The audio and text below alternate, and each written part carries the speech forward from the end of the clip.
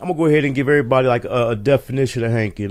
In Dayton, um, people selling drugs, they called it hanking. If a nigga was selling a lot of dope, they like, what I'm saying, I'm hanking. Yeah. So what I did it took and put a positive spin to it. So I took the word hanking and I made it stand for when you can supply the demand and consistently turn a profit. This is a certified hood classic. We've been had money. Money ain't nothing without us being together. It don't make no difference if you the maid or if you the motherfucking bodyguard. Everybody get extras around here, friends benefits. Everybody travel from place to place and kick it with each other, and every place is like home. Watch out, got that sauce. Let's get it. Welcome to my city, Westwood, they know Ohio.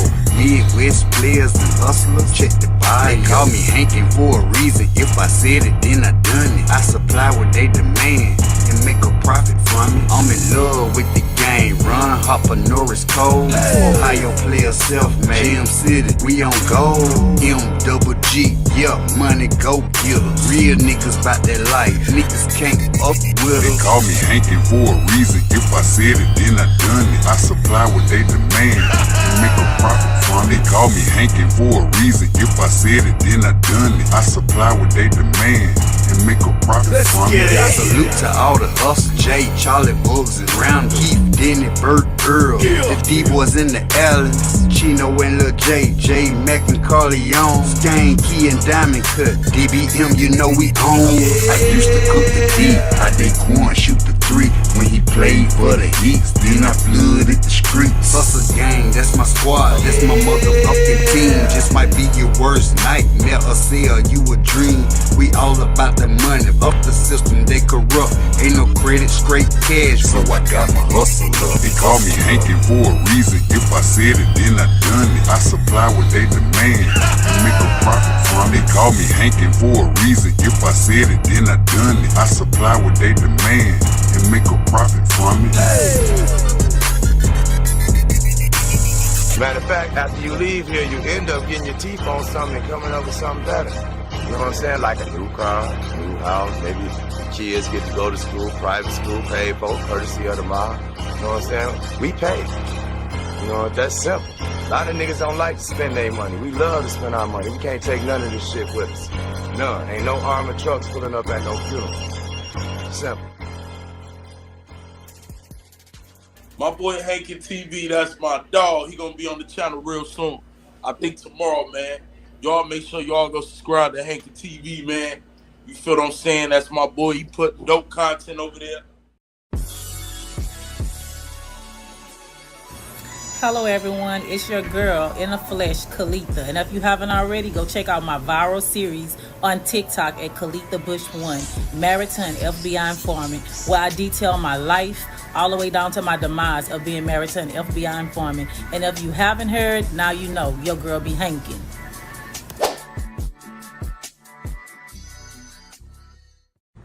Hello everyone. Today I want to talk to you all about how I was sentenced to nearly a decade of imprisonment by the United States government. I noticed that an SUV that had previously passed me like twice before was behind me now with red and blue lights flashing.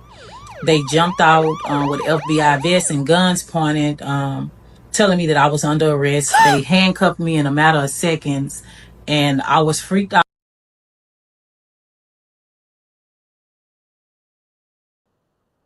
What's up with it? It's your boy Hankin TV, and we back tonight with Chhyld Bush. We doing part 2 of Married to an FBI Informant. So how you been doing? All is well. I've been doing great, working and planning.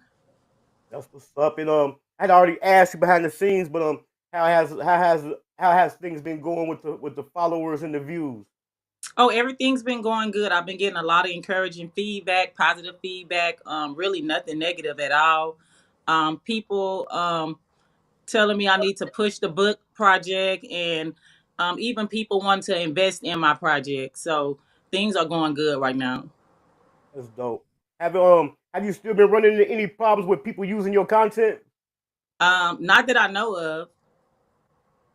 Okay, that's good because like I told you, it's a great story and people, they piracy. They'll steal your content in a minute. So for the Yeah, I people who have a want, lot of authors follow me now too. that's dope. And so for the people who want to hear on the last time, kind of give us like a quick kind of give us a quick breakdown of the series that you do. So basically, I'm telling my story of how I was incarcerated, how I became incarcerated, dealing with my ex husband. He was an FBI informant for some time, and he had a consulting firm that basically did third party cooperation, which is to the extent of giving information to the government in exchange for a sentence reduction. However, a lot of the stuff he was doing was very faulty. I think it came down to the amount of money that he received. The government wasn't too happy with that, and ultimately, I received a 8 year sentence, and he received a nearly 20 year sentence. Right. So I'm And by you, basically just detailing my story from beginning of how I've gotten involved with him to how I got incarcerated and now what's going on while I was incarcerated. and in this story, I consider you the victim, I consider you the victim. But have you got any back? Have you received any backlash? No, none at all. So people have been pretty much receptive of your story. Very much so. I've had so many women reach out to me and tell me that it's amazing, that they love the story. They watch the series over and over again. How it's encouraged them to leave bad relationships and situations. So that's very positive for me, because for myself, I tell people all the time when I'm telling this story that basically, I didn't walk away from this situation knowing that I was in harm's way. My children was in harm's way.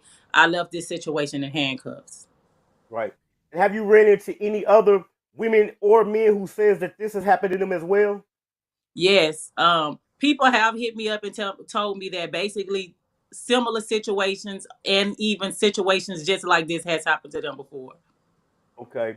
Um, I don't want us to repeat ourselves, but it's a part of the story that I want you to tell again, because I ran across an article about something similar that happened not too long ago. And that's the story about the Africans that had the money that was dyed black. Okay. So basically he met some guys. So he was very flamboyant. So when he would go out to the club, of course, people would always, you can easily single him out. Large entourage, security, um, 30, 40 people following him every single night in the club.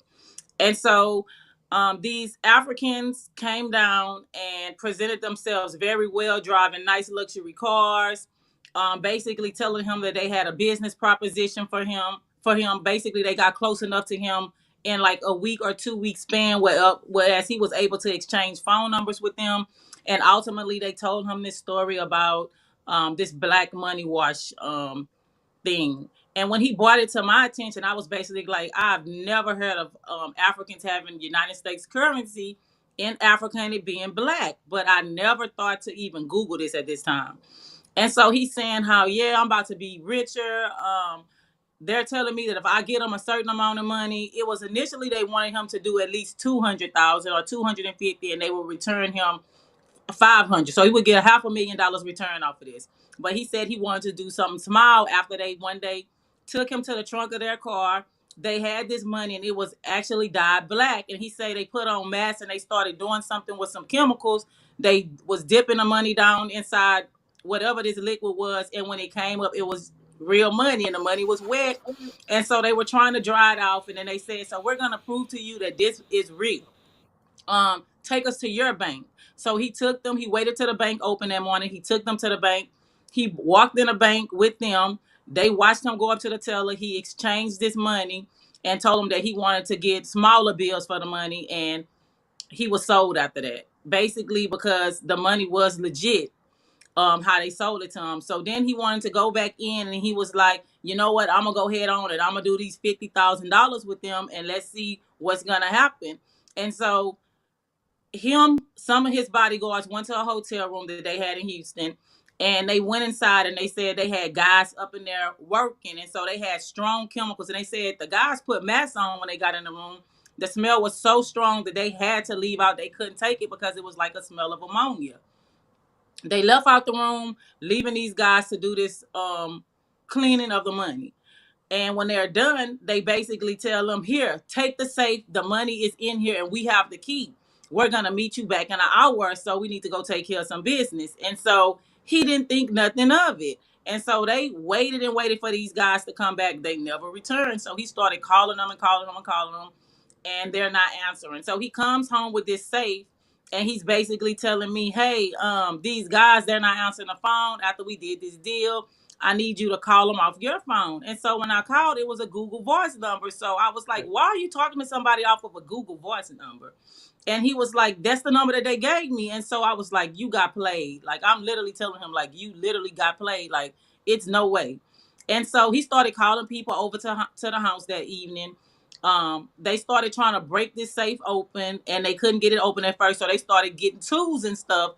Eventually, they were able to open a safe. And when they opened it up, it looked like big stacks of money in it, except it was wrapped up in paper. And once you unwrapped it, it was stacks of black construction paper with rubber bands wrapped around it in foil paper. It was absolutely no money, and he had basically got played just that fast. So they got away with the money, and we knew somebody from the airport because he had said he remembered that they said that they flew in and they had taken the license plates off one of the vehicles. And so we called in a favor to somebody, and they was able to send us a copy of the person identification with the information, and it showed that they were from New York. And so I ended up calling the FBI immediately. I'm basically like, no, they can't get away with this. And he was just like, no, just leave it alone. And I was like, no, like, you literally just gonna let them get away with that kind of money? And so I talked to like 2 or 3 agents. They initially called me back and were basically telling me that this is a big scam and that it's happening all across the country. People have lost way more money than that in this scam, and that they're trying to catch people who are moving around doing this, because they say they basically move around from state to state, city to city, and stuff like that. And so I gave them the information that I had, and I ended up going on social media, tracking down the person, and seeing his whole Facebook page where everybody was basically glorifying him, telling him they don't know how he do it. He was living in a high rise. He had luxury vehicles in New York, all expensive clothes, taking care of his family and everything. And so I went to sending him messages telling him that, you know, he needed to return the money. And then I went to his mom page and his sisters, and I started sending them messages, and everybody basically just blocked me. That's crazy, because when I first heard about the story, I had mentioned it to somebody. I had told them the story, like, man, this got to do it with this money. And somebody else. So many people hit me up on that story and told me that it happened to them or one of their friends. Yeah, so I was just scrolling on Instagram the other day, and the news was airing a story where a guy, I forgot where he's at, I want to say California, and then the same thing happened. These guys, they was from Paris, and instead of their money being black, he was white. And he fell for it. He was trying to sell a restaurant, and he fell for it.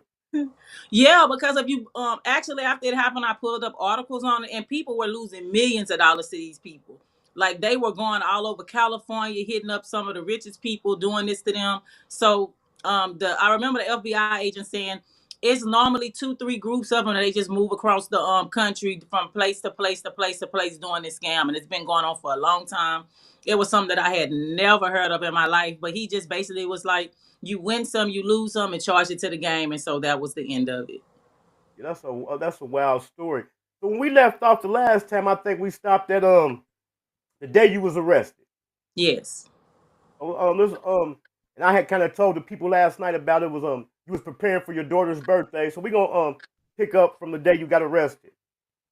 Okay, so on the day when I got arrested, I had told my daughter, basically it was her birthday. This is in, let me see, 2016. And so I'm basically telling her, you know, I'm gonna get the cupcakes and everything to the school this evening, because I was basically the homeroom mom anyway for her class. And so I'm telling her, you know, I'm gonna take care of some business and I'll be at the school with her stuff. And so I get the kids to school, I'm arrested.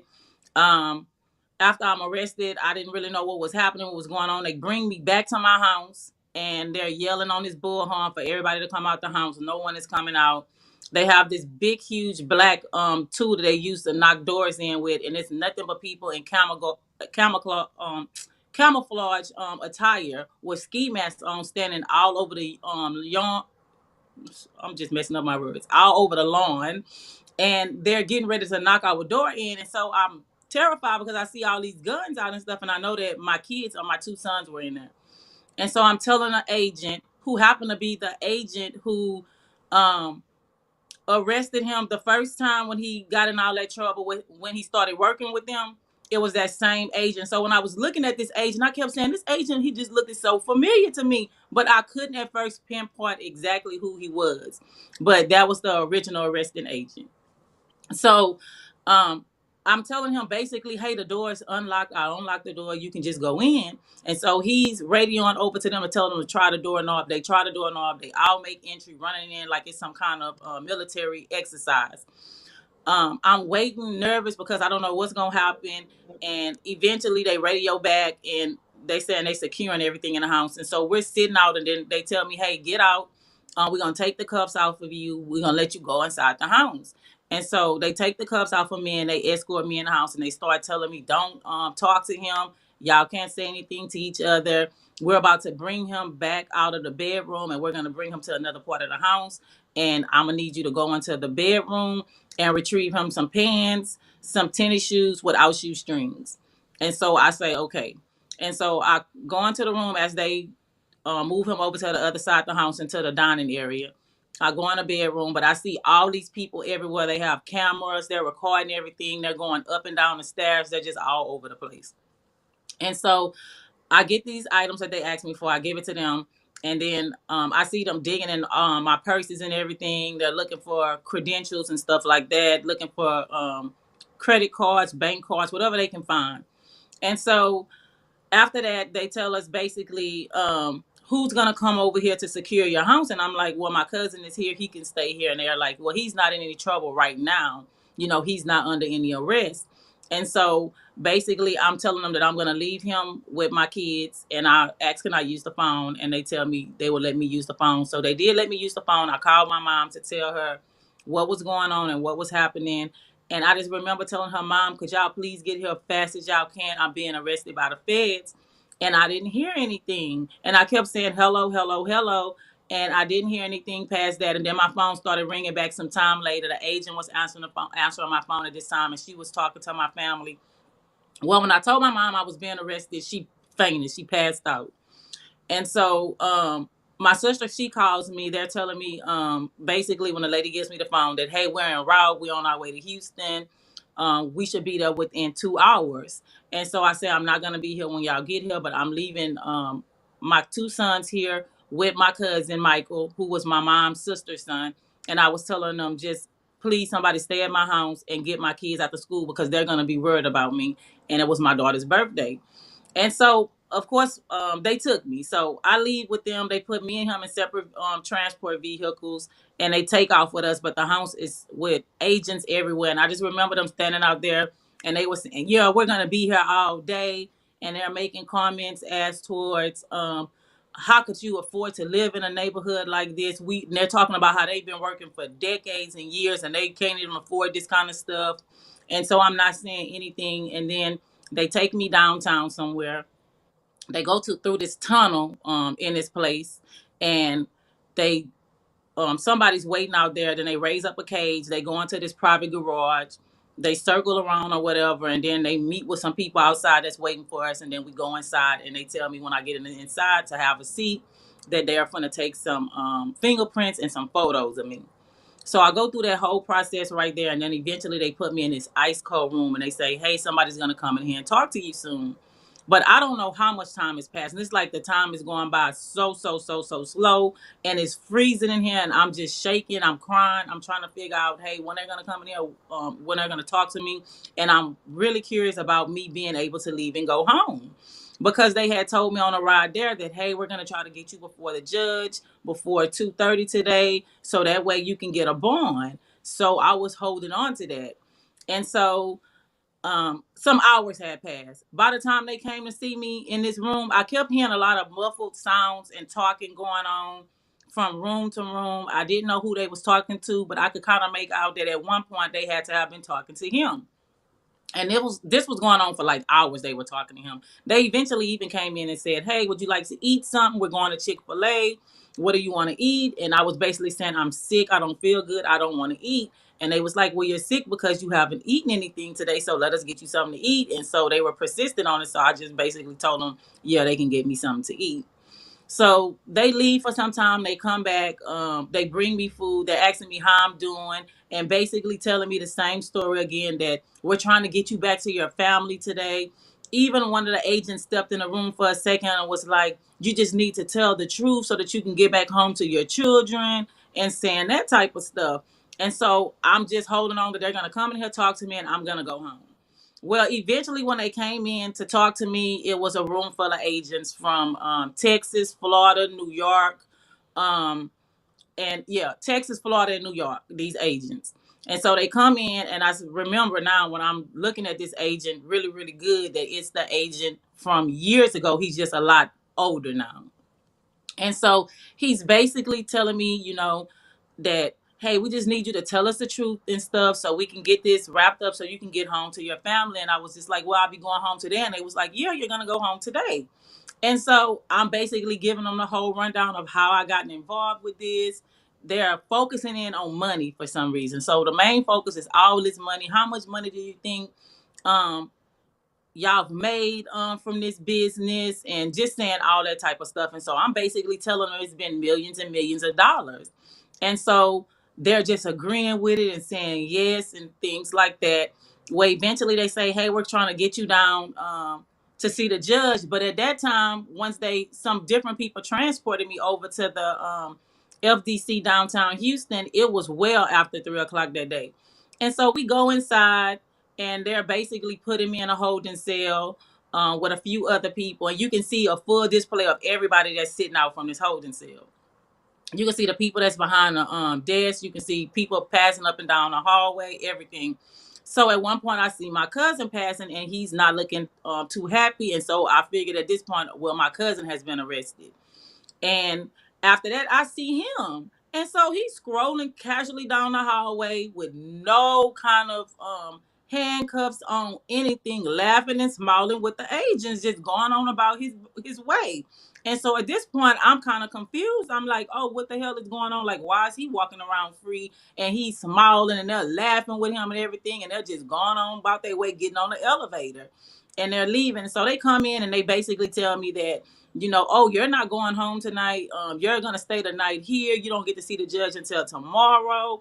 And so they take me through this whole process of being strip searched, changing my clothes out and everything, and basically putting me in a dorm and then giving me a room assignment. So I got in this room. It's another lady there. She's not speaking any English. She's doing a lot of mumbling. I'm assuming that she's praying all night long because she doesn't stop. She's just on her knees and on her hands on the bed, and she's just mumbling something. And so I eventually fall asleep. The next morning early, somebody comes in. They say, Bush, come on, you're coming with us. And so I get up fast as I can, and I leave with them. And so we're transported now to the downtown Federal Building on Rush Street in Houston. And so on the ride there, it's myself, a few agents in a van, and it's him and it's my cousin in his van too. And they're basically telling us the same thing. Y'all are not allowed to talk to each other, no talking. And so at that point, once we make it to the courthouse downtown Houston for what I'm thinking is going to be a bond hearing, we're separated. I'm put with some ladies and them two go another direction. They eventually call us into the courtroom, and the judge is saying, why are they in these uniforms? Like, they're not proven guilty of anything. Take them back out. Go get them dressed in their put them in some clothes. And so then we have to leave. We get dressed out again into our clothes, official clothes that we came in with, and we come back. And so by the time I come back, I notice that my whole family is in the courtroom. They're basically doing a hearing on somebody else, and they sit me into the jury pit. And eventually they call me out and stand me up, and they start reading out. They're saying this is an arraignment hearing. And so they're basically arraigning me on charges that they have in Texas at this point. And I'm hearing them say, like, Houston is fighting to say that we want this case here in the city of Houston. We don't feel like this case should be transferred anywhere. This was happening right here. And then there's these agents that was there basically with these other people saying, Your Honor, like, this thing went on across state lines. They were just saying like a whole bunch of stuff, but I'm not understanding exactly what's going on. They eventually come over and they start giving me paperwork, and it's in my name versus the United States government. And so they're arraigning me now for the Texas case, but it was Houston at this point. And I hear them basically start saying stuff like, yeah, who's gonna go first? And then they start saying, well, Florida wants to go first, and then we're gonna see what Beaumont wants to do, and then New York. And so then I'm really confused. Like, what are they talking about? Like, they're basically saying something like I'm gonna have to get arraigned in all these different jurisdictions. And so they basically tell me, so what's the date for a bond hearing? And they say the next available date that we have for this bond hearing is like October the 2nd or October the 3rd. Or maybe it was the 4th. But it was the early part of October at this point. It was a week from the date that I got arraigned. And so they're basically telling me, I can leave the courtroom now. Somebody comes over, they escorting us all out the courtroom. And so now I'm sick. And I see my whole family there. His family is there. Everybody's crying. And it's basically a week that I'm going to have to wait now to do this bond hearing. Wow. So they had y'all charged in 3 different states? Yes, it was initially. So what happened with the case was they took the Texas case and transferred it into Florida by Rule 20. And they took the New York case and moved it into the Florida case as one case. Just put everything together with Florida. And so that made it be Texas and Florida. However, at first I was fighting this case to even go to Florida because I feel like, why am I going to Florida for this case? Like, what's going on here? I never went to Florida and did any business with anybody, even though I had talked to people over the phone. I had talked to agents out in Florida several times. I even talked to AUSA through Florida and many attorneys. And so I was confused about, and they said, oh, it's because there's some victims over there. And I'm like, what victims? And they're basically saying, well, some money was transferred from Florida to Texas. So that's the reason why. And if you don't let them drop this case from a Rule 20, then you're going to be facing multiple felonies in multiple jurisdictions. So it'll be better if you just let that one jurisdiction take the lead and they make the decision on the case. So I was under the impression that this was going to be one case and, they would make the decision to judge in Florida. And they were saying, well, we think Florida has a stronger case than what we have in Texas. Like Texas, we really don't have anything. So that's why they came up with the fact that they want this case to be transferred over to Florida. And so initially I signed the paperwork, even though I didn't agree with a lot of stuff in the paperwork. I was like, this is lies. I don't know this person. I don't know what's going on with all this. This never, ever happened. And my attorney was basically telling me at that time, well, the way that the government works, it doesn't have to all be true. And so I'm like, well, it's saying factual proffer. So it's not factual. And so he took the paperwork back because I refused to sign it. He was like, well, I'm going to go and sit down with the United States attorney and basically ask them and see what they have on you and what's going on with this since you don't agree with it. But he called me back sometime later and he basically told me that when he went to go speak to the AUSA, that he seen one of the informants who was really good friends with my ex inside of there with their attorney waiting to go in and do some type of a meeting. And so he was like, I just didn't get a chance to go and talk to him that day, but I did talk. He talked to somebody else down there. And he said, I'm just telling you, if you want to go to court in all these different jurisdictions and prolong this, then, you can do that. But I'm telling you, in the best interest of yourself, you could be getting charged in 3 different jurisdictions with 3 different times. And they don't have to run them together. If you let Florida do this case, hear this case, then they can run these cases together and you'll do one time. So I agreed that, that did make more sense than me looking at maybe they're saying 20 years over here, 20 years over here, 20 years over here for a max, and then they don't have to run them concurrently. So I ended up signing the paperwork and I drafted that case to Florida. So after that, I had to get me an attorney in Florida, and I ended up having to go back to Florida again, sitting down, speaking with this attorney. And when I'm telling her what happened in Texas, once they drafted this case, she doesn't like it. She's like, no, that's not the way it goes. Like, this attorney should not have had you sign this stuff if it's not factual. Right. She said that she basically understood what he was trying to do, but at the same time, you don't want to be responsible for something that the government can't prove. And so we went to court, I remember, me and her, and it was for the arraignment process, and I just pled not guilty that day or whatever. And she was basically bringing up some of the things for the record and saying that she was going to reach back out to Texas or whatever. And so the judge was basically like, do y'all just want to reset this whole court date and we can just have her come back out here? Because, you know, I thought that we were ready to go. And so my attorney was basically talking to me about it and saying, so what do you want to do? It's already over here. I don't want to piss nobody off, but if you want to go ahead and we send it. And I was just like, no, let's just move forward with it. And so we moved forward with that day. And we had several meetings over time. Her basically telling me that, you know, she was going to try to get me the best deal that she could, because in Texas, the Texas attorney is basically saying, well, they don't really have anything on you. I don't see you getting anything but probation, is what he's telling me. Then eventually my attorney gets an email from the AUSA in Florida, and she's basically saying that if I cooperated with the government, that I could be looking at anywhere from 2 years to 5 years. And that's given cooperation. And then she went into basically saying that, you know, they can have a meeting with me to go over everything, because they wanted more information now on his baby mom, because they knew about her involvement, but they didn't know the complete extent of her involvement and everything. And so I'm telling my attorney, I was like, well, I know that she got to have something to do with it, because when I went to the mailbox, and I'm pretty sure I can find some of these envelopes, it had like her mom's address on this, and I knew her mom's address very well. I said, but that's where the documents came from. But it had, you know, United States Department of Government on the envelope. And so she basically was like, well, if you have it, if you can find it or anything, just bring it to me. Like, get it to me as soon as you can. I'm going to talk to them. And so that's when I went in. Some months later, they scheduled me to come in and sit down with them, basically saying that it was a queen for the day process, whereas whatever you say to them, they can't use it against you. And so I go in with my attorney, and it's these big people, the people that actually prosecute you. They're on TV monitors from New York as well as Texas. And of course, we have all the people that's affiliated, the AUSA and the USA for the Texas case, in this big room. And it's this big, huge, long table. And everybody's sitting around.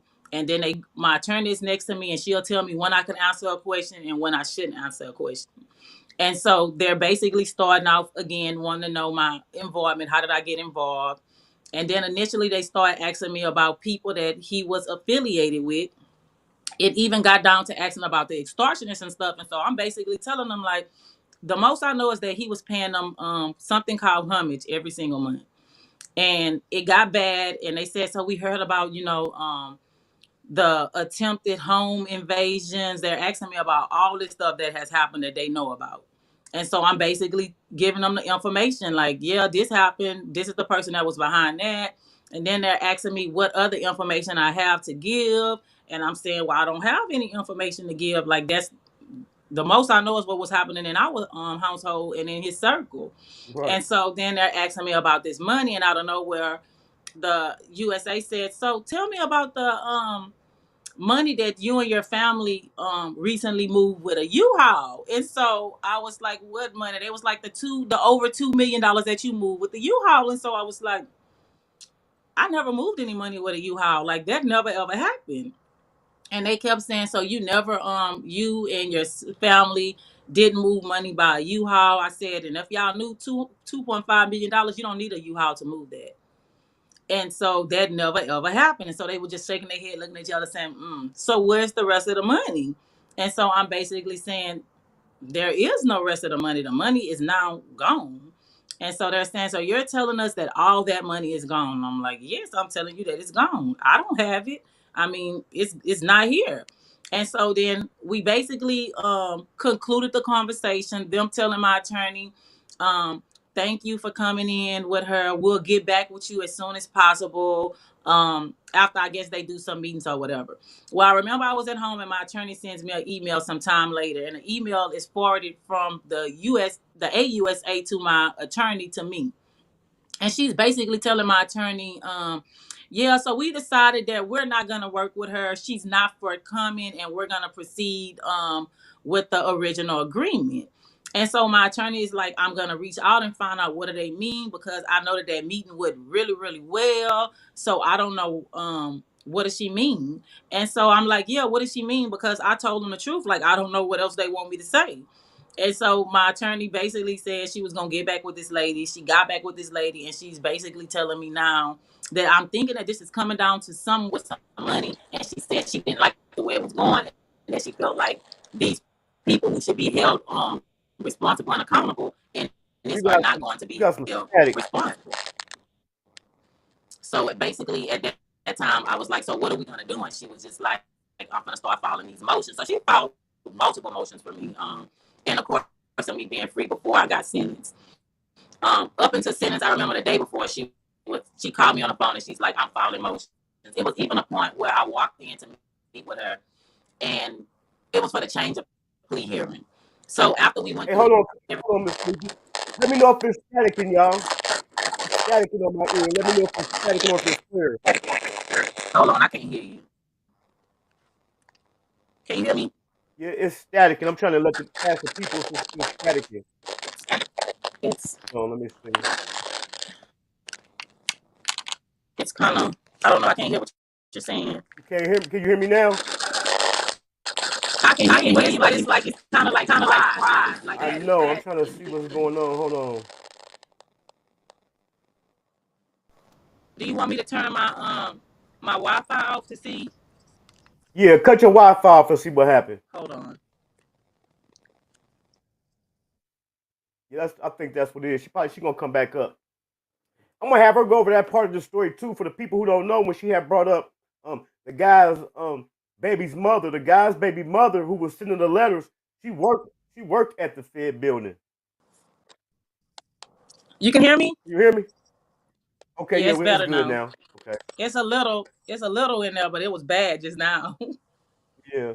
But basically, I go back to meet with my attorney, and when I'm meeting with her, she gives me some papers, and she's basically telling me at this point, um, you already know who the cooperating witness is on this case.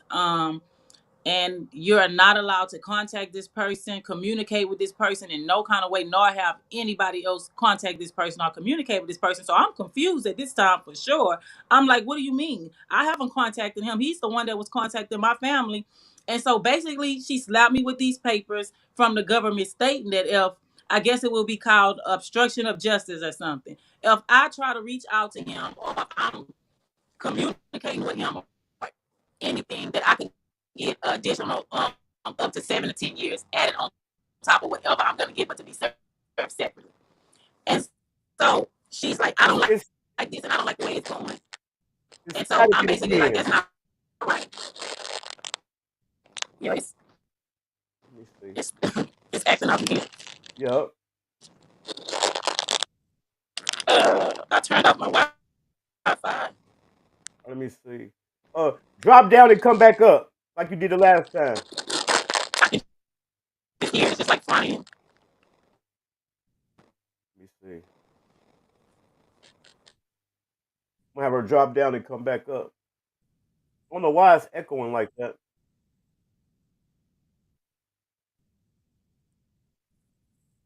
Let me see. All right. Yeah, it's a wild story, man. If y'all haven't caught part one of the interview, man, make sure y'all go check that out. And also slide through her Instagram. She all the way up, I think, to part 67. Married to an FBI informant.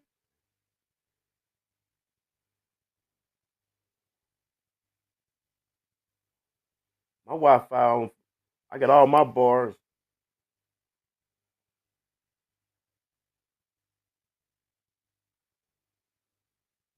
Make sure y'all check out part one of the interview. This right here, part two. Married to an FBI informant. That's crazy. Okay, here we go. Stay offline. Can you hear me? It's okay. There goes. She got her bars now. Let me see.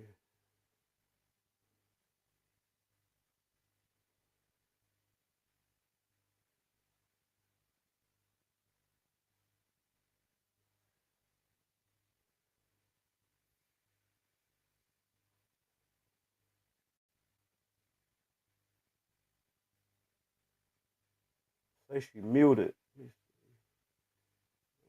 That's how this okay.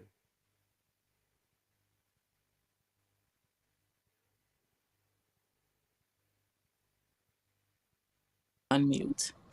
Can you Okay. hear me? I can hear you. I can't. You got your camera? Is your camera on? Yeah, I didn't turn it off. I'm trying to figure out why it's not on. Let's see.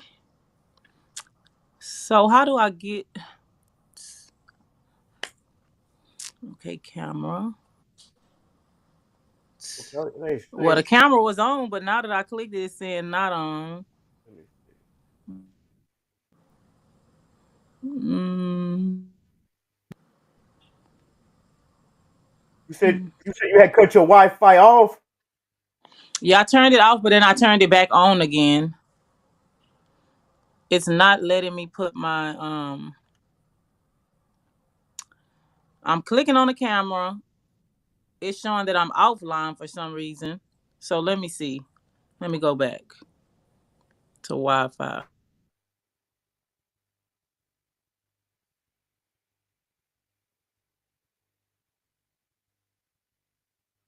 All right, all right, there she go. But it ain't.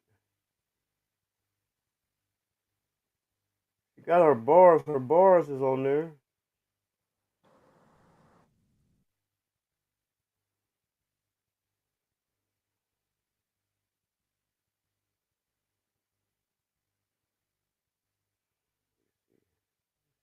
Hold on, y'all. Give me a second. Let me see something. All right, there she go. Is it? Add the scene. Where at? Speaker connected. Add the scene. No, she ain't on there. Hold on, y'all. Give me 1 second.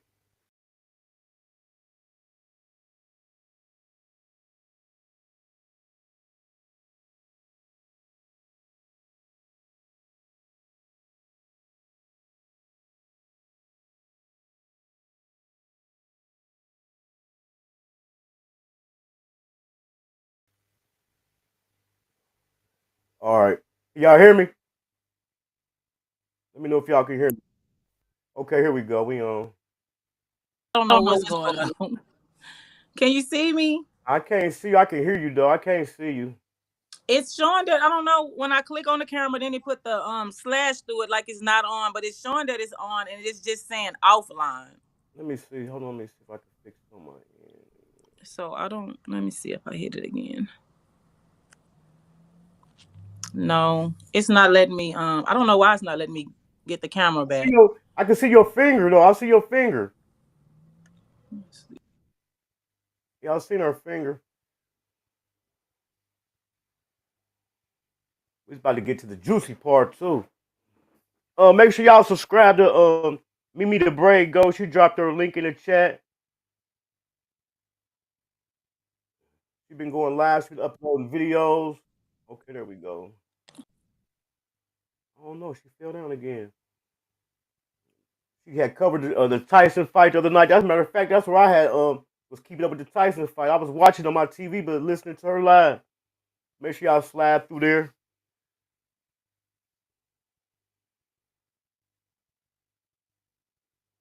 They don't want this story out, do they? I do not know. All right, I can hear you. I just can't. I don't know why I can't. I can't see you though. I took the camera and Okay, there you go. I see the wall or something. let's see. I see your hand. You might got to So flip that it around. from one side. Okay, there we go. There you go. All Oh. right. What? So Okay, can you so hear where me? were we? All right. Yeah, I can hear you. All right. So for the people who don't know, you talked about his baby mom. His baby mom, she worked for the feds, right? Yeah, she worked for the feds at that time. She was a unit secretary at the I want to say the low. She was the one that was sending him guys that wanted to give information to get out, or what type of information was she providing? So I don't too much know all the extent of her involvement in it, but I know that she worked there and that those documents were done by her because I remember it was a time, fast forward some. Well, the documents I still had some of the documents at home, And so I got the documents together and I gave them over to my attorney. And my attorney was looking at them and she was like, wow, like this is, I mean, it looked so real, she was basically saying. And so it was a time whenever I already had been sentenced and I had spoken to one of my good friends who had worked with her for some time. At this time, my sister was also working at the BOP with her. And I remember my sister telling me one day, while all this was going on, she was like, yeah, I seen the agents and stuff came in, and then somebody high up in the prison came down and put on a jacket. And she said when they came in, they was looking for her. And so I guess they went down and they looked for her and they talked to her while she was at work. I don't know what she said or what happened, but she wasn't arrested. My friend told me that somebody told him that the people came back to the job and removed her computer and all her stuff out of her office because it was part of an investigation now. So he was like, and so I'm basically telling him, like, yeah, he was like, really? She was making documents? I was like, she had to have been making these documents. And it comes out later that whenever they pulled her computer, that her computer showed that she had made these documents while she was at work off of her work computer. Well, she ended up getting charged as well. She got charged, but she didn't get, like, my sister was working there at the time and she was like, everybody was like, yeah, she's gonna get a lot of time for that. If your sister got 8 years, there's no way that she's not gonna get time. And she ended up only getting 24 months, and she got restitution of a little over $200,000. That was it. Nobody could believe that. They was like, how in the heck does that happen? Like, how she worked up here, she was doing this, she should have been like a ringleader. How did she get so much? How did she get so less time than what I had received? Right. So they basically had let him put everything on you. No, he didn't put everything on me. I don't know what he actually said to the people, but ultimately I think that he was under the impression that he was probably going to get out of this, that he wasn't going to get time and that I was going to get time. And so I was talking to somebody that had been talking to him and they was just like, he was saying, yeah, he's not going to get that much time. He going to plead to one count and he ain't gonna have to do that much time on this and all kind of stuff. And so I was like, well, I don't know about that, because when I talked to my attorneys, they all were basically saying like he was gonna get a lot of time for this, and they was like, it's because of this money, he's gonna get a lot of time for this. And eventually I think when he went to court, he was going through attorney after attorney, getting mad when they wouldn't tell him what he wanted to hear, and they had never showed him his PSR report, so he had never seen it and didn't know what his time was looking like. And I remember it was a time before I had got sentenced. He called me one time before this, and he was basically telling me I need to get in contact with the Wickedy Witch. And so I was confused. I was like, who is the Wickedy Witch? Like, I don't know what you're talking about. And he was like, listen, you need to talk to the Wickedy Witch. And so I didn't know what he was talking about, Wickedy Witch. Well, somebody called me and basically was like, he said you need to contact the agent in Texas on this case. And so he calls me back and he's basically trying to tell me, you're the only person that can help me. I got information. I just need somebody to do the work and all that. And I just went off on him, like basically letting him know, like, how dare you call me, the mother of your kids, and ask me to go out and do some cooperating with the FBI, the feds, with on your behalf, period. Like, I'm not doing that. And he was basically like, you're the only person that can help me. Why would you turn your back on me? He was saying stuff like that.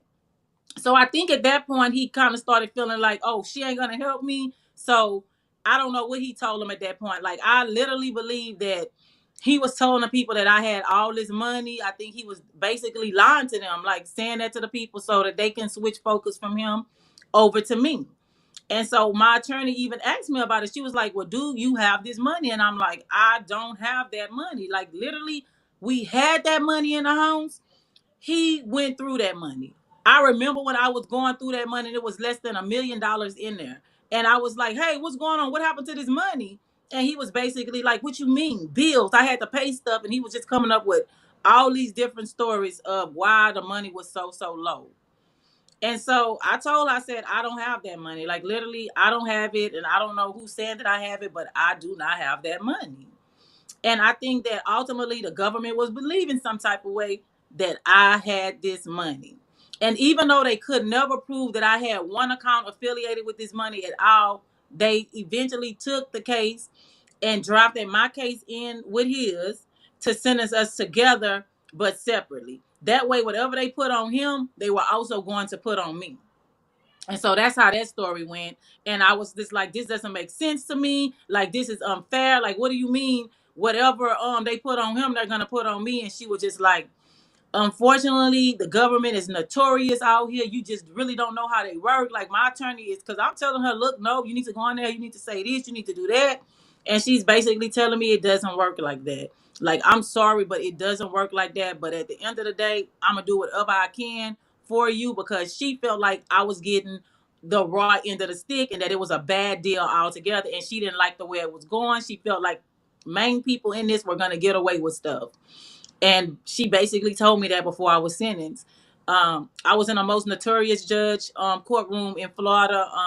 Judge Leonard, you've heard about Kevin Gates rapping about her.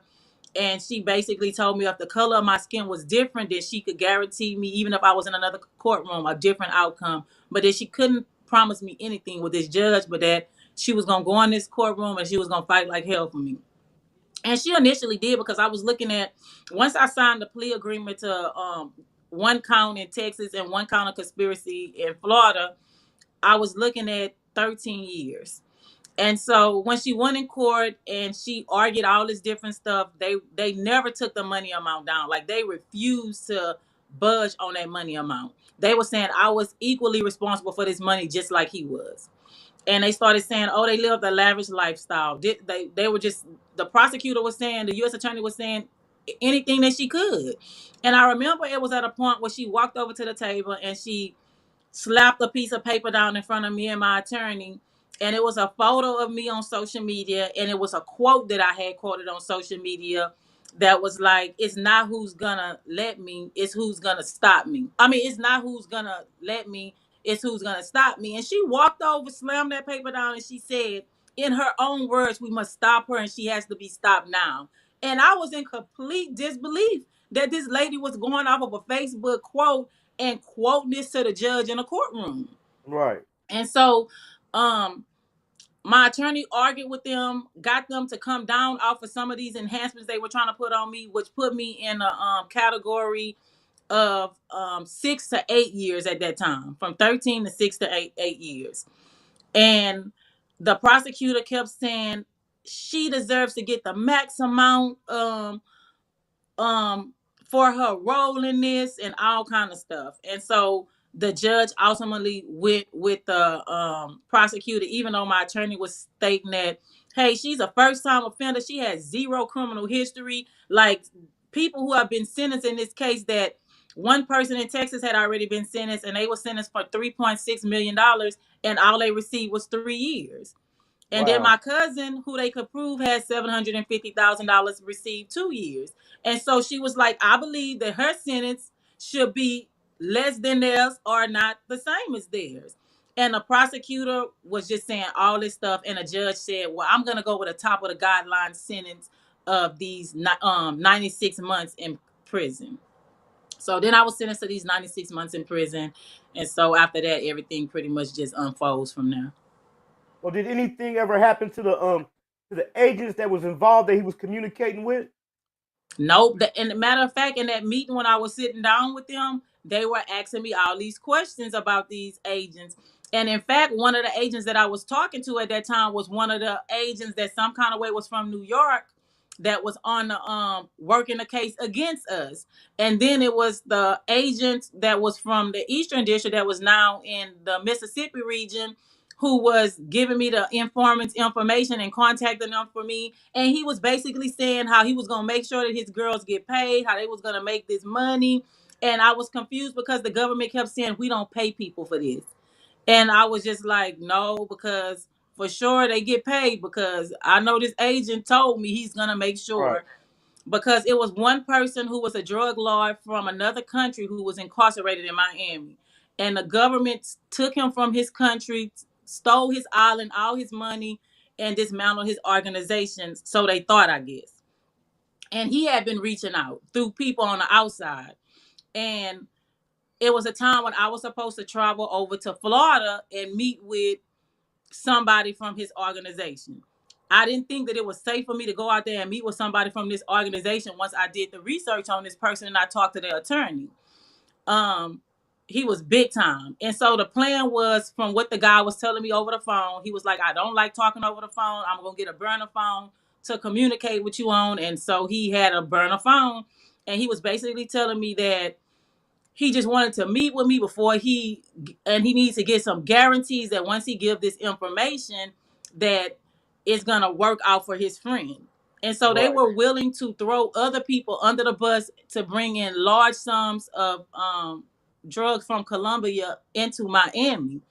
And so while we were communicating with the agents on this case, the agents was basically saying, no, I want that case to come this way so I can get credit for it. So now they're saying, oh, we don't want the boat to come in with the drugs over here. We want it to come way over here to that place. And so I was like, well, I don't know if this guy is gonna do that, because he's basically saying that he wants it to go into Miami and that it's gonna be a large amount, it's gonna be people on there. But he wants to secure that his friend will be released from prison altogether. And the agent was like, yeah, we can't make no guarantees. It's a whole process on that type of stuff. Um, it's going to be a lot of legalities into it, depending on what kind of information this is. And even speaking with his attorney, she was basically like, I've tried to do everything I could to help him, but he wasn't willing to cooperate. So I guess now he wanted to cooperate through somebody to keep his hands clean, which was a lot of people cases. They would have somebody else contact to give the information and saying that, hey, this information has to be said that it came from, such and such. But ultimately, they were not able to pull it off. I remember speaking with the agent several times on that case. And just the fact that this guy, when I'm telling him, hey, they said they want you to have this boat steered over somewhere else, he was like, no, I'm absolutely not going to do that. Like, I can't do that. The most I can do, he said, because that looks like that would be really shady to the people that they're going in another direction. And so it's crazy. It's crazy that the feds is even working with this and doing this, and then turn around and him and people. You know what I'm they saying? cannot be trusted. Altogether cannot be trusted. Like, I was just confused because I was like, well, surely, all these people, and even it was some deals that were struck, like basically saying, okay, we're approving this person to get the work done. Well, when the informants weren't showing up and then not coming back again, it was making it look bad. And so basically they're calling us now saying, hey, what's going on? I met with them once. They didn't come back out here. We supposed to be starting this work. And then it's this mess with one of his friends that was an informant that had been taken from the money and giving the girls what he wanted to give them. And so now they're basically saying, nope, he didn't pay us the amount. And then he's telling me, no, I gave him that amount. It's no way. I know he paid it. And it was just a whole lot of drama with that kind of stuff. Eventually, he had sent his homeboy that I'm telling you that got the 3 years down to Beaumont because he had already been registered as an informant. So he told him, I need you to go down there and talk to them because I need this case done. Like, this case has to get done. And so he went down there, and I don't know what happened, but I know when he was talking to his friend, he left out the room, and his homeboy comes back and was like, yeah, the when he went down there, it wasn't good. Like, the agent started confronting him, saying, we know what you've been doing. Y'all been getting money, taking money from these people, and basically telling him that he was going to be in some kind of trouble and that they was blackballing him, his name, that he was not going to be able to do any work, period. And so I don't know. He just started telling me all this stuff about, don't worry about it. I'm taking care of this. I'm going to get it taken care of and all that type of stuff. So I guess he never got anything taken care of. Right. And whatever his intentions was, he continued to take money from these people, and he continued to push that he was doing his work. And he would tell them sometime the work couldn't get done, but he had already taken large sums of money from them. And I think initially, one person who was out the country contacted the FBI and basically told them, hey, like, I literally gave this person almost $3 million to help my son who's in prison, and now he's saying that my son can't get help. And so what he told me was, the agents are not helping child pedophiles. Like, this person literally tried to have a 3 and a 7-year-old shipped into the United States so that he can sex slave them. They're not working with him. Wow. And so I was just like, wow, but he had taken money from these people. So that's basically you think what got the operation hot. People It was all compared. the money. It was the fact that he was so flamboyant. His name kept coming up. He even told me one day that he knew a federal agent hit him up and told him that he needed to be careful with what he was doing. Like he would be now. I don't know if this was even true, but this is what he was telling me. He needs to be careful and all kind of stuff because he's playing a very dangerous game. And he was like, "Yeah, the agent hit me up and told me that, but I got this under control." And it was just a lot of stuff. It was a lot of crazy stuff, but nobody knew what his business was. The people who he had working with him, he had them as informants, so he knew for a fact that they would not go back and tell anybody what kind of business he was. It was just all up in the air. Everybody wanted to know what he was doing. How was he getting all this money and stuff? It was just so Right. many different rumors out there. Right. So before you got sentenced, did you already know how much time you was getting? So before I got sentenced, I was looking at that 13 years per PSR report.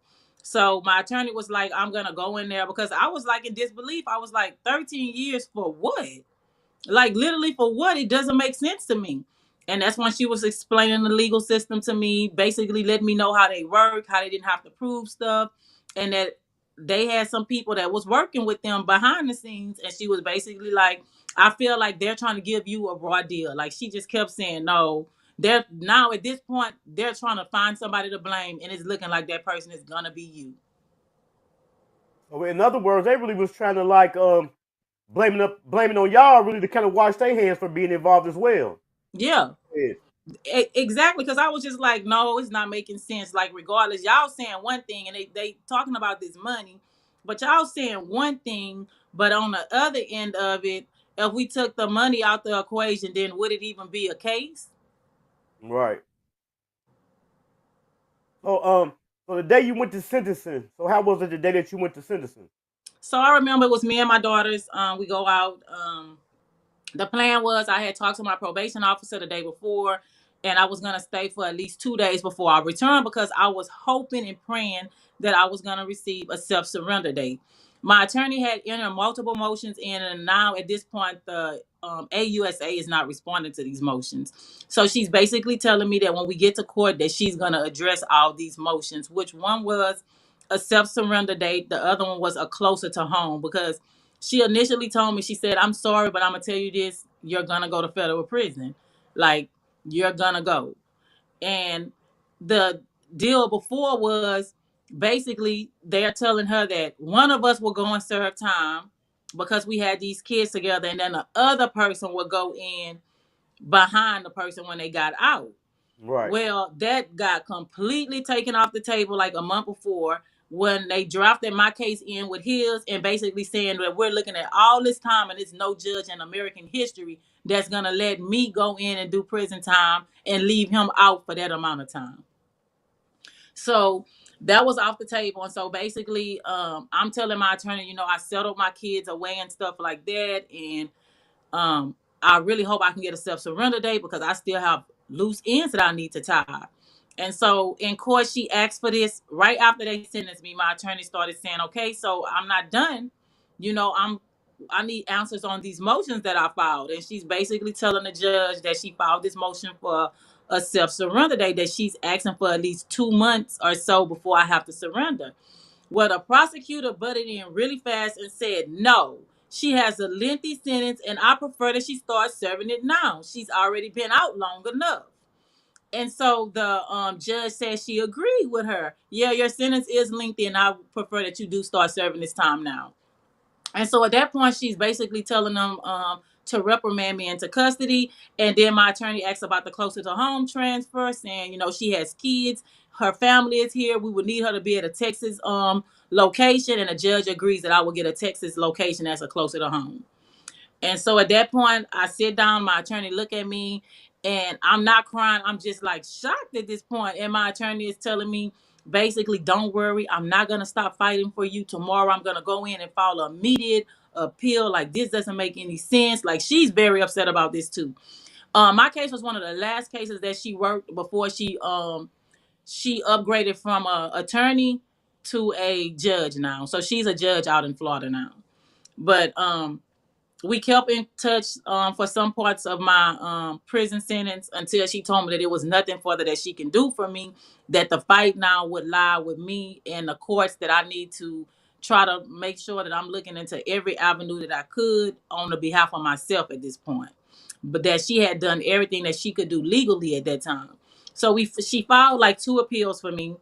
They went through the courts and nothing ever came of them but no. So everything I did the whole time I was incarcerated, I filed multiple motions, anything I can file that could help myself. The U.S. attorney knocked every single thing down.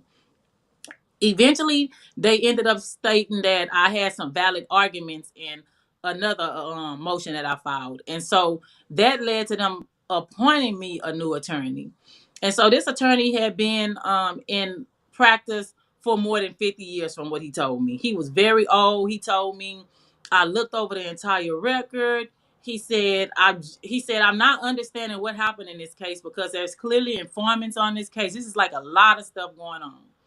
And so he said, I'm going to reach out to the AUSA on your case and find out what is her intake on it. And I'm also going to reach out to your attorney.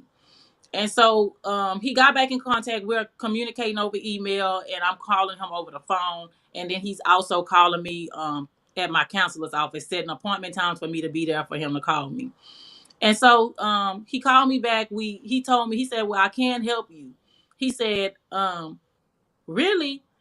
I don't see how you got the time that you got. He said, me doing this for a long time, I can tell you right now, your Florida case has already been affirmed. It's nothing that we can do about Florida.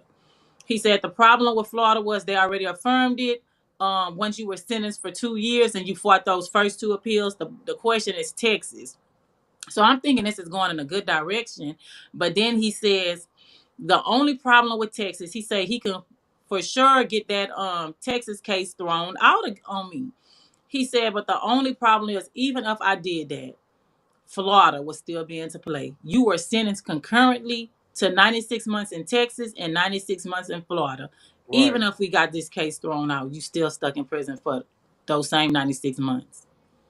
And so I'm like, what?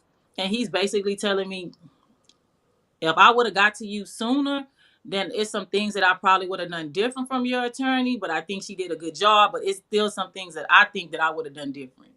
And so he basically told me that, I would still be, even if he got this case thrown out, I would still be stuck doing those 96 months. So what's the point of me fighting that Texas case when I'm already stuck in here for 96 months? And he was telling me how he liked my appeal, that it made a lot of sense, and that it was very straight to the point. And I was like, yes, because, I'm getting sentenced at this time. And then there's people that's getting, I said, if you look, he said, yeah, when I'm looking, I'm seeing everybody got lesser sentences than what you received. But I think because they sentenced you and him together, that's how they were able to get the bulk of the time for you. Right. And so I was like, oh, okay. I said, well, I figured that already. I was the right-hand person next to him. So, of course, they threw me in there right along with him. And I'm basically telling him, like, this is not justice. And I just remember him telling me on the phone, he said, if you want justice, Miss Bush, when you come home, buy you a dog and name your dog Justice. I've been doing this for a long time. It's no justice in the system. And so I was basically like blown away with him even telling me that. But I just basically walked away from it at that time as like a lesson learned. Like, even if you trust people and you believe them to be doing the right thing, we very much need to know the laws that are governing us. We have to know that, because it's so many people sitting in prison on technicalities of mistakes of other people, on the word of other people who shouldn't even be sitting in there right now. And the United States government does not have a problem of handing out large sentences to first-time offenders. It happened to me, but it happened more so to so many other people who was incarcerated with me. So I was just in disbelief with our government. I couldn't believe that they were doing this to people. All right. So how much time did you actually end up doing? So out of my 96 months, I ended up only doing 5.5 years. Reason being is I received over a year in good time. Plus, when Donald Trump signed First Step Act into law, I received another year off of that. So by the time they put my paperwork into the courts, I think I had maybe like 6, maybe 5 months left on that sentence. And I went home to the halfway house with the remainder of that time. And I was only in the halfway house for two weeks period. Like they let me go really soon when I got to the halfway house. They liked me very much there. They told me that they didn't think I belonged there and that they wanted to get some people out. And so I'm thinking it's like the same thing because it was hell for me to get out of prison when it was time. It was so many things that happened that shouldn't have happened, that nobody cared that happened, that stopped me from going home. Just like at this point of my story, I'm talking about the COVID pandemic because I'm gonna get to the CARES Act where they were sending people home if you had done 45% of your time at one point and then it was 50% of your time. Right. And when I came up to 50% of my time to go home and I did my paperwork and I had watched so many people leave and go home. And so I just was counting down the time to going to my counselor and talking to her because I had a good relationship with her and I'm asking her, so what is my number looking like now? And she's like, you're at 48%, so you're getting close. Like every time she was telling me I was getting close and close, I was excited. And so then when I got to like 51%, they called me and I do this paperwork. I'm thinking I'm gonna go home and they send my paperwork off and RM is denying me access, basically saying that I don't have any COVID factors that would make me vulnerable in prison. So Right. basically what they said is, oh, you don't have any health conditions, you don't have high blood pressure, you don't have diabetes, you don't have no illnesses that would um qualify you to go home. And so I was devastated at that point. And so I was hoping and praying that something else would come along and I would be able to go home. And the only thing I can think of was the First Step Act that Donald Trump had signed into law. And even though we were on the pandemic, I was allowed to still program. Um, and I was able to take part in different programs from even inside of my room without having to go to education. And because I was part of essential workers, they gave me nothing but time credits. So I ended up getting these time credits at the end, and it worked out in my favor. And I did come home because I wouldn't have came home until this year. This would Right. have been my release year. So going through that time, they had y'all locked down the whole time.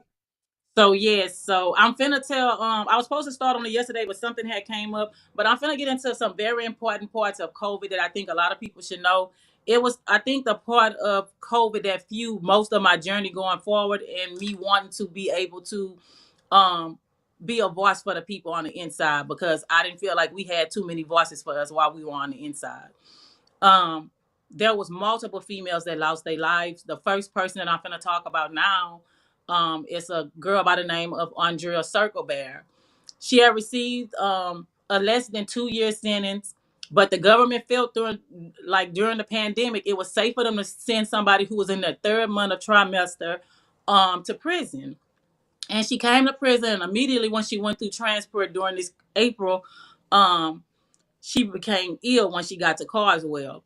And of course, the facility is known as the Hospital of Horrors. They've had so many lawsuits and allegations against them that they're not even allowed now or licensed to operate as a medical facility, but they do. Right. So she's there and she's complaining that she has a headache, that she's sick, she don't feel well. Well, of course, they take their time with everything. Eventually she gets so sick because they have her going through a transition of she can't be around anybody because she just went through transport. And so because they're still transporting people in, they're making them go through quarantine for up to 21 days or up to 6 weeks.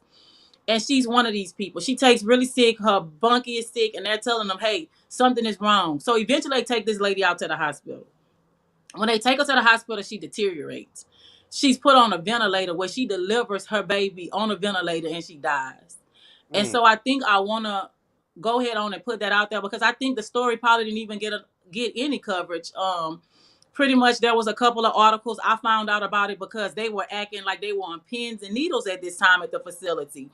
And I remember my sister sent me over. She kept me up to date on everything that was going on at FMC Carswell. If there was a death, if it was anything in the newspapers, union-wise, anything, she sent it to me. And so I saw that story while we were on lockdown, and I was able to go check my email, and I just could not believe it. I was like, so the lady actually died, and they haven't even told us anything? And it was sad to everybody. Like, we could not believe that somebody came to prison to do 2 years for a minor drug offense and was dead and Right. left a baby, a family behind. And to me, I'm like, who would even send somebody in uncertain times to prison in a third trimester, knowing that this lady is gonna have this baby in prison when she could have had this baby at home and then came to prison? Right. So this baby is without a mom, and this somebody's daughter is gone, and it's senseless. I think ultimately her family filed a lawsuit, but I don't know where that lawsuit went at. But they did file a lawsuit against FMC Carswell and the United States government. Mm. Y'all make sure y'all slide through there. I got the TikTok link is in the description of this video. Y'all, so what part that's gonna be? What 68? Part 68. Yeah, this is gonna be part 68 of the story. I'm probably gonna record two parts tonight because I didn't record yesterday, so I'm gonna go ahead on and knock out two parts. But I was speaking to somebody and I was just telling them about the pandemic, and they was like, "You need to put that out there, like people. That's like that's whoa. Like people need to know about all this stuff that happened because I don't think that people understood how dire our situation was on the inside." Because it was days where I was exhausted, I was tired, I felt like nobody give a fuck around here. Like Right. y'all sitting on this compound, y'all making me go into these COVID infested rooms, y'all making me sanitize this stuff down, y'all transporting people to the hospital, y'all calling me across the street where they sick at, telling me I need to come and clean out these transport vehicles, exposing me to COVID. I never caught COVID that first year and a half, I think, of the pandemic. While we were going through, I was actually one of the first 5 people once they rolled out the Pfizer vaccine to be vaccinated. Even before the President Biden had taken his vaccine, I had gotten the vaccine. And the staff was not taking this vaccine. They were refusing to take this vaccine and basically saying, oh no, we're not going to take it. But we're being told that if we don't take this, then we are not allowed to work. Because it was a whole lot of crazy stuff that was going on the outside, but it affected us on the inside as well. And so I basically want to just like tell that part of the pandemic, that part of my story, that part of what was happening over at FMC Carswell. We lost, I want to say 10 women, they said was to COVID, but I believe the numbers were so much higher. They were saying that some of these people basically died because they were already sick, but I really believe because of COVID that more people died than what they're saying. Yeah, I believe that too. And I also think it'd definitely be a good series on that part because I don't really think I haven't heard no series about how it was in there. I mean, I was talking to people that was in there during the pandemic. I haven't heard really actual no stories about it. So that definitely, I think the people definitely will gravitate to that. Yes. Because I think that ultimately, if we ever have to go through a pandemic again, I think our government needs to be more prepared for it because there was absolutely no preparedness for this. I just remember them spinning their wheels and asking us, the inmates who were allowed to work on the compound, what do we think? Do we have any suggestions? Like they didn't know. But then we Right, have staff coming in when we're supposed to wear masks and social distance, and they're saying, "Oh, I'm not wearing that mask," and they're not wearing it, and they're not understanding that by them not wearing this mask, we're not moving around the comp. I'm moving around the compound. I'm one of 10 people allowed to move around on this compound. But y'all moving around in the free world when y'all leave here. And y'all coming back over here and y'all not wearing masks. And right, then y'all are contributed to the spread of COVID. And when it happens, it's like a wildfire. It's hard to put out. It was so many lockdowns that we endured, so many people getting sick, so many people having to be on ventilators. It was crazy. And I know my sister would send me articles and people on the outside didn't give a damn. They was basically a lot of them saying, well, they're in prison. What do they expect? But we're still humans. We right, still, I'm a mother. It was mothers. It was grandmothers. It was sisters. It was aunties. It was people that died that should not have died in prison that should have been able to go home, but they died from prison. right. Because it's also wild. I watched a documentary about the prison in New Orleans when Hurricane Katrina had came in. How some of them guys had suffered. See, they Yeah. definitely don't care. And that was, and I saw that documentary too, and I was just like, that's unbelievable that our government or our state government would allow something like that to happen, and a response that they give. It's like we're gonna get to it whenever we get to it. But these people are humans and they didn't basically treat us like that. We had a lot of staff at the camp that was pro inmate that wanted to do whatever they could to help us out during the time. But then there was people that was over their heads saying, y'all gonna do it this way and this is the way that it's gonna be done. And Right. so then you have your union people in a prison who are part of these unions, and it's a lot of bickering going between them to here to there, and it's just a lot of madness. And so I want to say until some point of the beginning of 21, the beginning of 22, we finally came out for those modified operations that we won. We went through so many complete lockdowns. For the most part, I was never locked down but 3 times during the whole pandemic. At this time, when in my story, where I'm going to be talking about Andrea Circlebare's death, I'm also going to talk about the effects of George Floyd's death inside the prison. What happened to us because of what was going on the outside. So we were punished because of what was going on the outside. They said, "Hey, we don't care if y'all don't do this and that."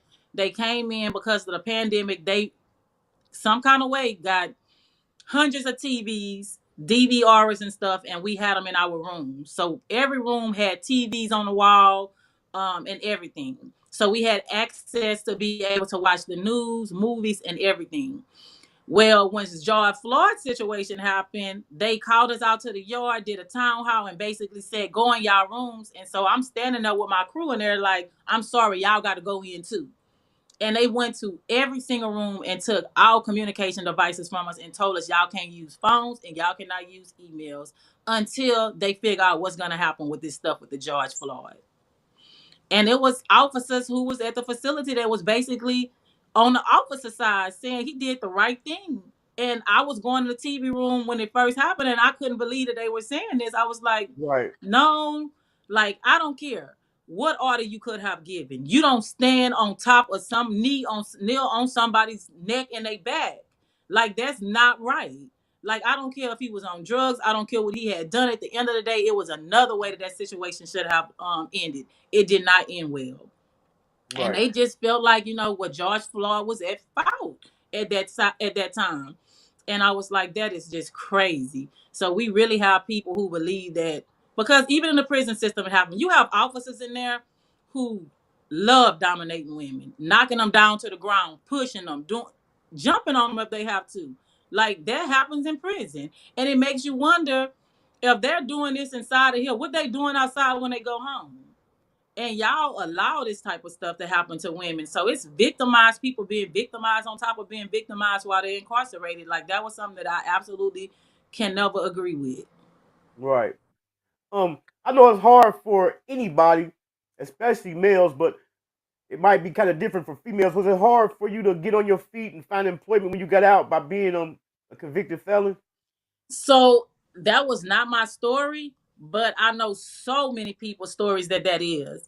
And so when I started working with Reform, that was one of the things that I wanted to talk about. When you come home, I think people don't understand how important it is for our communities to accept these people.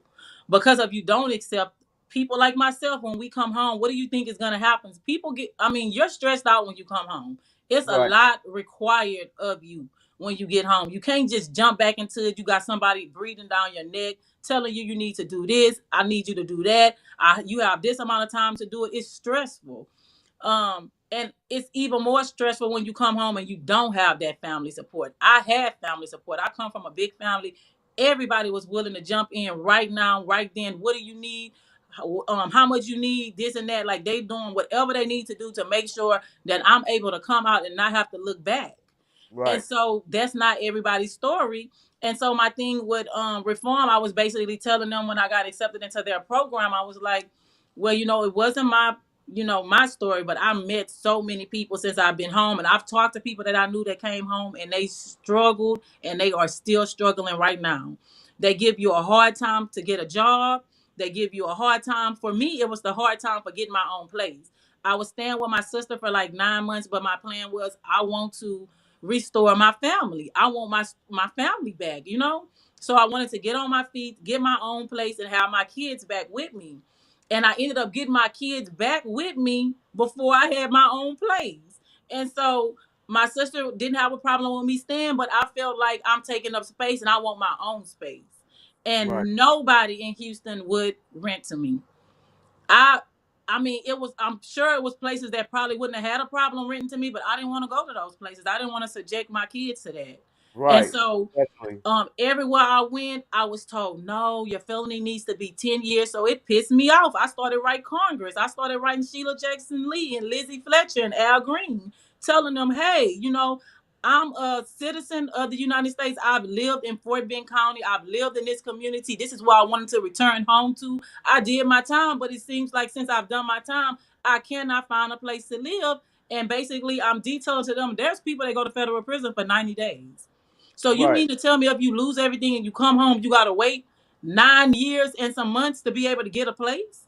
That's not fair. So my thing is that whether you like it or not, people are going to return to the community. It's best that you accept them and do what you can to help them when they come home. Because if you don't, you are contributing to the problem of them most likely having to return back to prison. The recidivism rate. Right. Yes. What's some advice you got for a male and female just getting out of prison? The best advice I can give you getting out of prison is to walk the straight and narrow, like follow the rules when they're telling you stuff and make sure that you're understanding what they are telling you to do. Stay away from those old people, places, and things that got you into the situation that landed you in the place that you was in, and just try to do better. Like for me, I feel like my incarceration wasn't a situation where it was people that I dealt with other than my ex and his circle, but I'm fairly a genuine good person, and so it's more people like me in prison.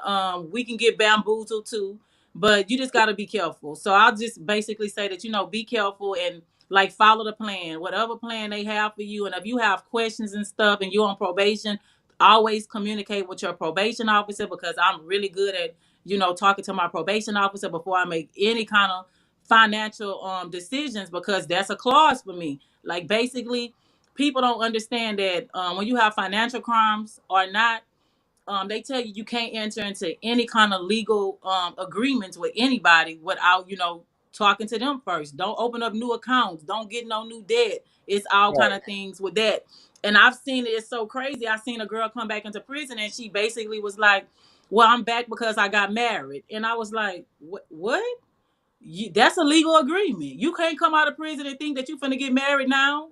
No, you can't. You have to wait till you complete this probation or get permission. So make sure you know the rules.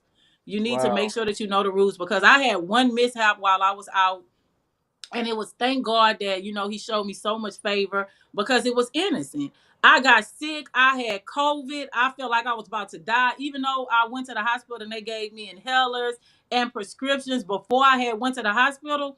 My sister, I was coughing so bad, she gave me some Sudafed. Now I never taken Sudafed in my life. She gave me some Sudafed. A week later, they called me down to come take a UA.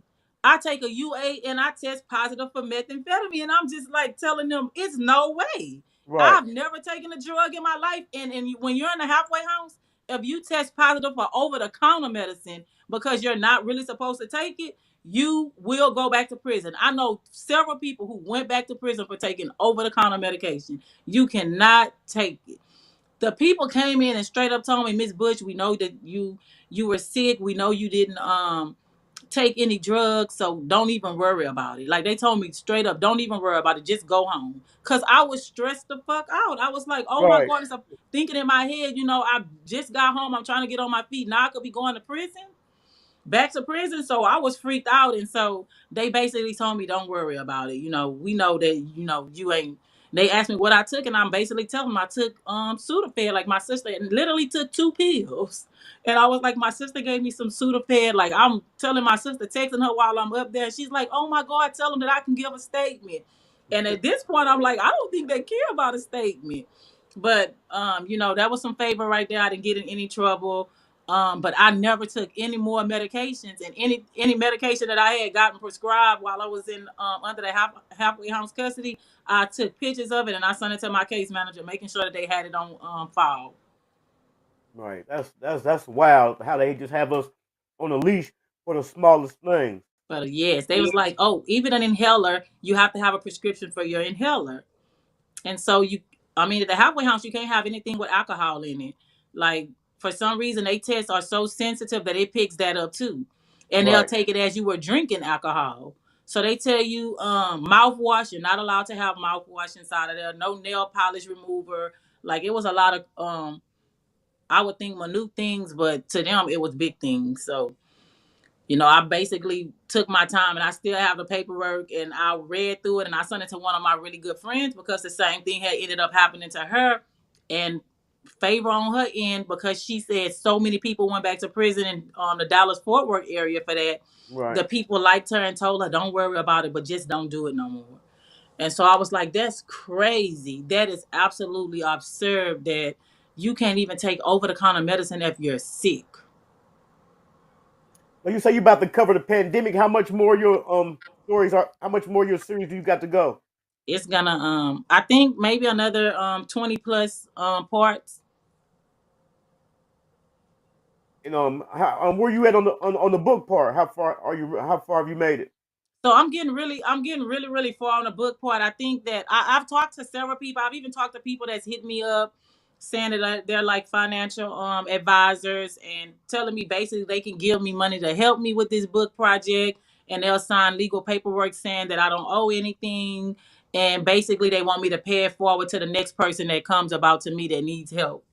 And so I'm gonna talk more with these two people about this and just pretty much see like they even it's a attorney, Right. and she's basically telling me that she has attorney friends that could help me with anything, that she's just so hooked on the story that she loves it. And I get that all the time. So, I keep telling the story because they hit me up all day long telling me, hey, what's the next part? When are you could you please do another one? And some people who follow me right now are facing these legal problems. So, they like to hear this part of the story because they don't know what to expect and the unknown. And also it's the people who've been there before that tell me, hey, I know what you're talking about. I've been through that. That happened to me. It's a difference, I guess, in state and federal prison when I was talking about simple things as them giving you tampons and pads and things like that. And they're basically like, well, I was in a state and they basically limit you on this and that. And so I was saying, well, I remember when I first came into the system, it was like a box, and they was like, you can go to the box and get a certain amount of sanitary products, which was only consist of pads, and that's all you could get for like that day. But I think when Donald Trump passed the First Step Act, I spoken with and talked to Miss Topeka Sam. They were a part of that First Step Act when all the advocates got together and they started advocating for things that they wanted to be included in that.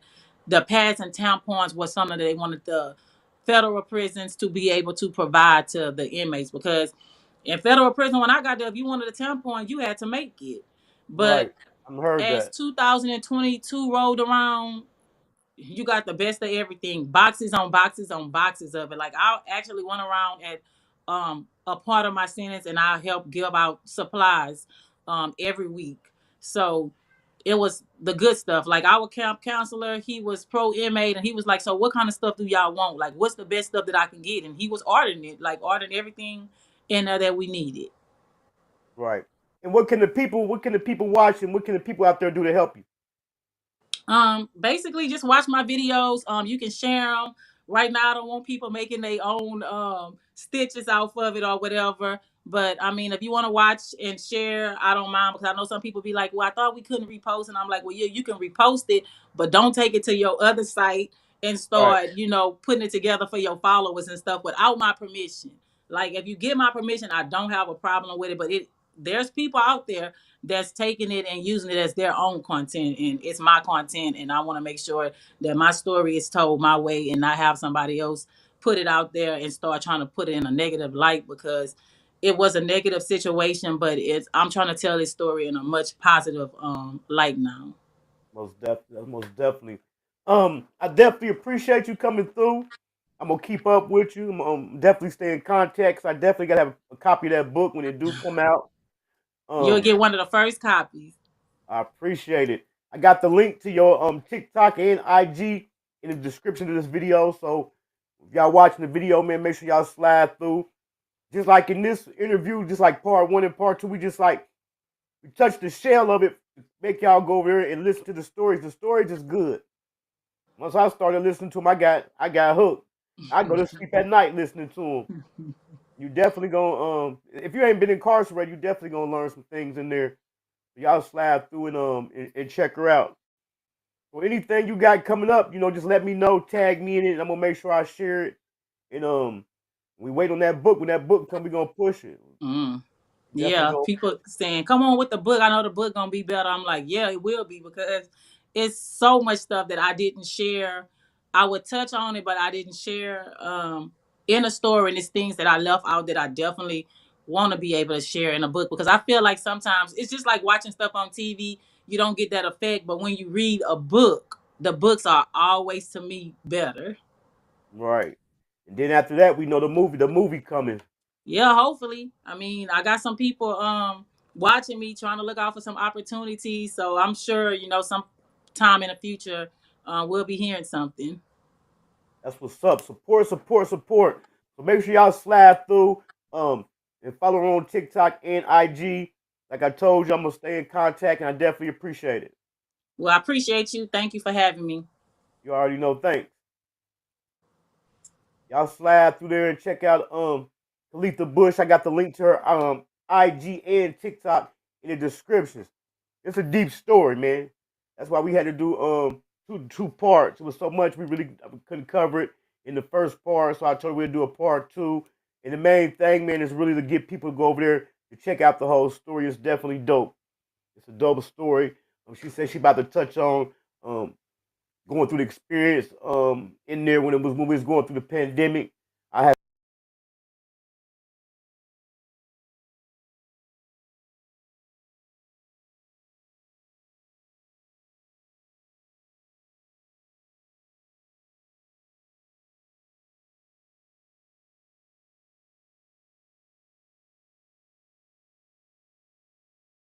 Started going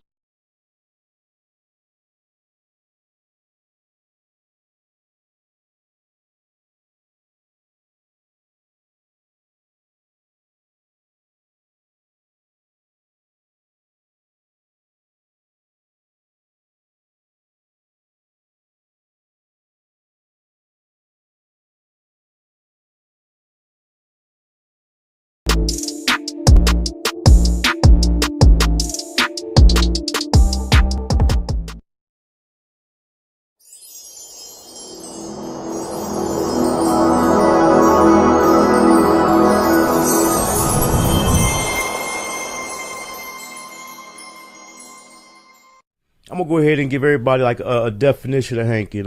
In Dayton, people selling drugs, they call it hanking. If a nigga was selling a lot of dope, they like, what I'm saying, I'm hanking. Yeah. So what I did it took and put a positive spin to it, So I took the word hanking and I made it stand for when you can supply the demand and consistently turn a profit. This is a certified hood classic. We've been had money. Money ain't nothing without us being together. It don't make no difference if you the maid or if you the motherfucking bodyguard. Everybody get extras around here, friends benefits. Everybody travel from place to place and kick it with each other, and every place is like home. Watch out, got that sauce. Let's get it! Welcome to my city, Westwood, they know Ohio. Midwest players and hustlers, check the bio. They call me Hankin for a reason. If I said it, then I done it. I supply what they demand and make a profit from it. I'm in love with the game. Run, Hopper, Norris, Cole. Ohio player self-made. Gym City, we on gold.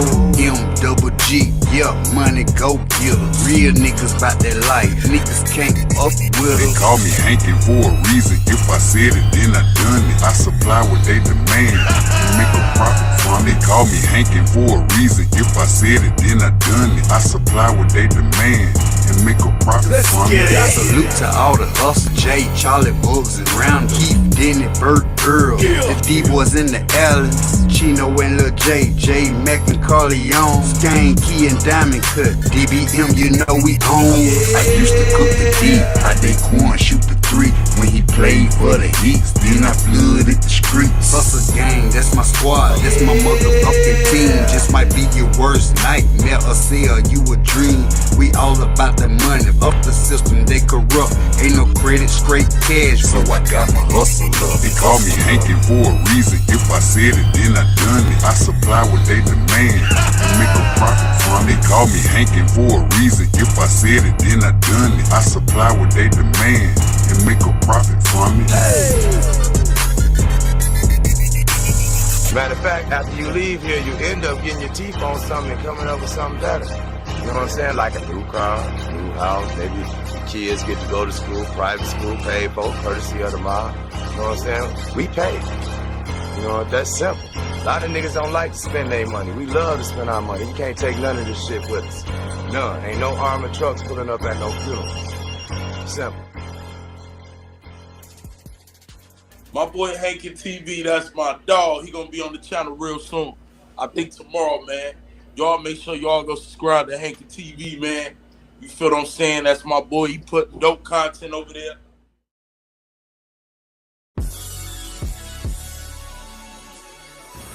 Hello everyone, it's your girl in the flesh, Chhyld. And if you haven't already, go check out my viral series on TikTok at Chhyld Bush 1, Married to an FBI Informant, where I detail my life all the way down to my demise of being married to an FBI informant. And if you haven't heard, now you know, your girl be hankin'.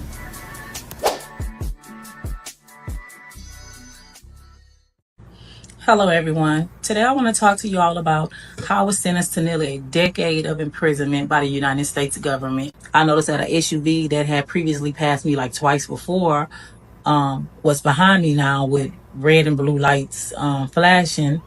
They jumped out with FBI vests and guns pointed, telling me that I was under arrest. They handcuffed me in a matter of seconds and I was freaked out.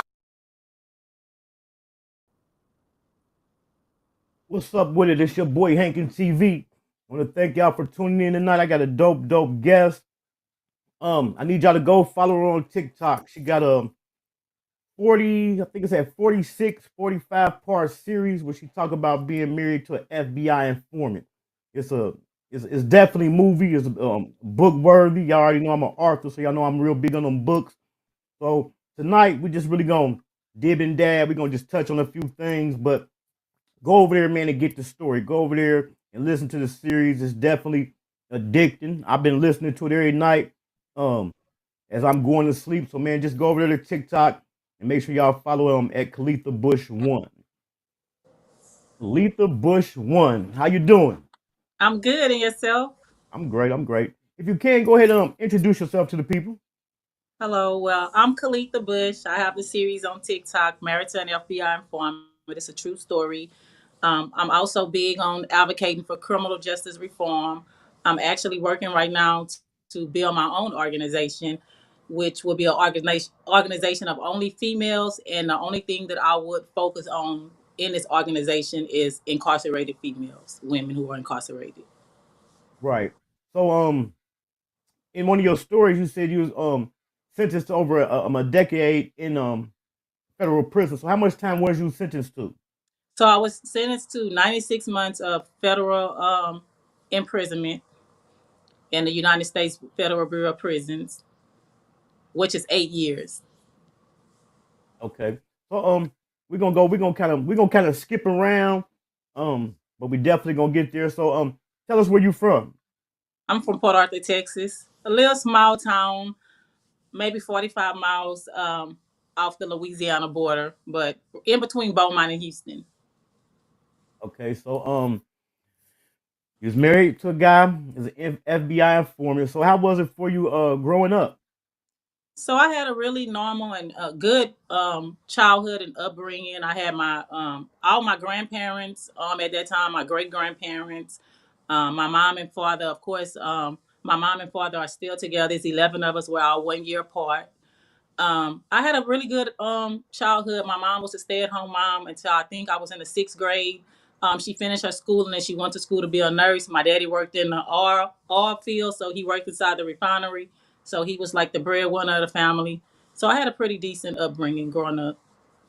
Right. So growing up, was you Was you into the street life or into messing with guys that was in the street? Absolutely not. I didn't know nothing about the street life. Basically, it took me some time to catch on to some of the stuff that he was talking about. He was the first person that I came across that talked to me about. Um, can I say it on here? Yeah, you can say it. Drugs. Yeah.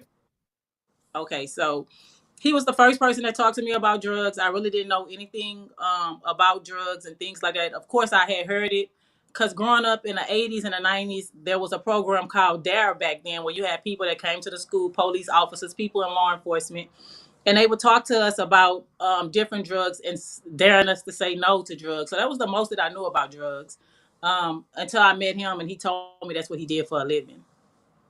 Okay, so me myself, I did 15 years in state prison, not federal prison. So people who are not familiar with federal prison, explain to them what Rule 35B is.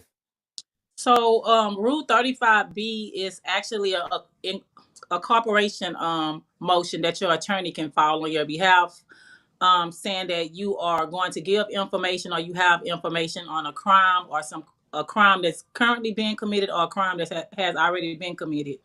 Whereas you will work with the government to reduce your sentence. Okay, so we're gonna kind of work it backwards. So tell the people the business that your ex-husband has started. So the business that he had was a third party cooperation service. So it was a firm. It had multiple people involved in this firm. I came in somewhere in 2012, just basically answering phone calls and taking messages and returning phone calls. So basically, from what he told me, he was as we tell the story. If they've seen the story, they know I talk about him cooperating with the government. And telling me about a court date. And I didn't know that he had been cooperating with the government for years. But from what he had told me and from what the FBI and the feds had told me some years prior, I had no reason to believe that it wasn't true, that he was, doing these things. Right. And the reason I brought up the Rule 35B because y'all started a business, and tell the people what the business did, what y'all did. So basically, the business did, we took information from people who were incarcerated or their family members. They would call in. How these people had the number, it was like, I don't know, it must have was floating around. So you would get hundreds of phone calls a day from inmates who were incarcerated in prison. And they would be calling saying, they had information or that they knew of crimes and they wanted to cooperate so that they can get a sentence reduction. So most of the time they would send their paperwork in or have somebody on the outside, which mostly we dealt with the families on money transactions. They were the people that would send in money on the person for the person who was incarcerated trying to get their sentence reduced. Right. And I'll say that to say, so in other words, there's a lot of people that's snitching. Oh yes. Oh yes, yes, yes. And they A snitching, lot. they willing to It's tell a that's big. It's really a big thing. It's people that you would think that would never, when you look at their paperwork, some people been sitting on time before they decide that they want to do this, and it's some people who are fresh in the system that decide off the top this is what they want to do, and then you have some people who just want to do it. So it's absolutely a big business. So when you hear people saying, "Oh, this person ain't gonna snitch, that person ain't gonna snitch," I can guarantee you that you just don't know. There were top tier drug lords. There were so many people calling in that wanted to give information. And I say that because here recently on social media been trending about third party cooperation. Mm-hmm. Y'all hear that? It's definitely a lot of people are, snitching is kind of real big on the internet. I'm old school. I say I'm out the streets. So it don't even matter to me because snitching don't even mean what it used to mean. No, Okay. absolutely it doesn't.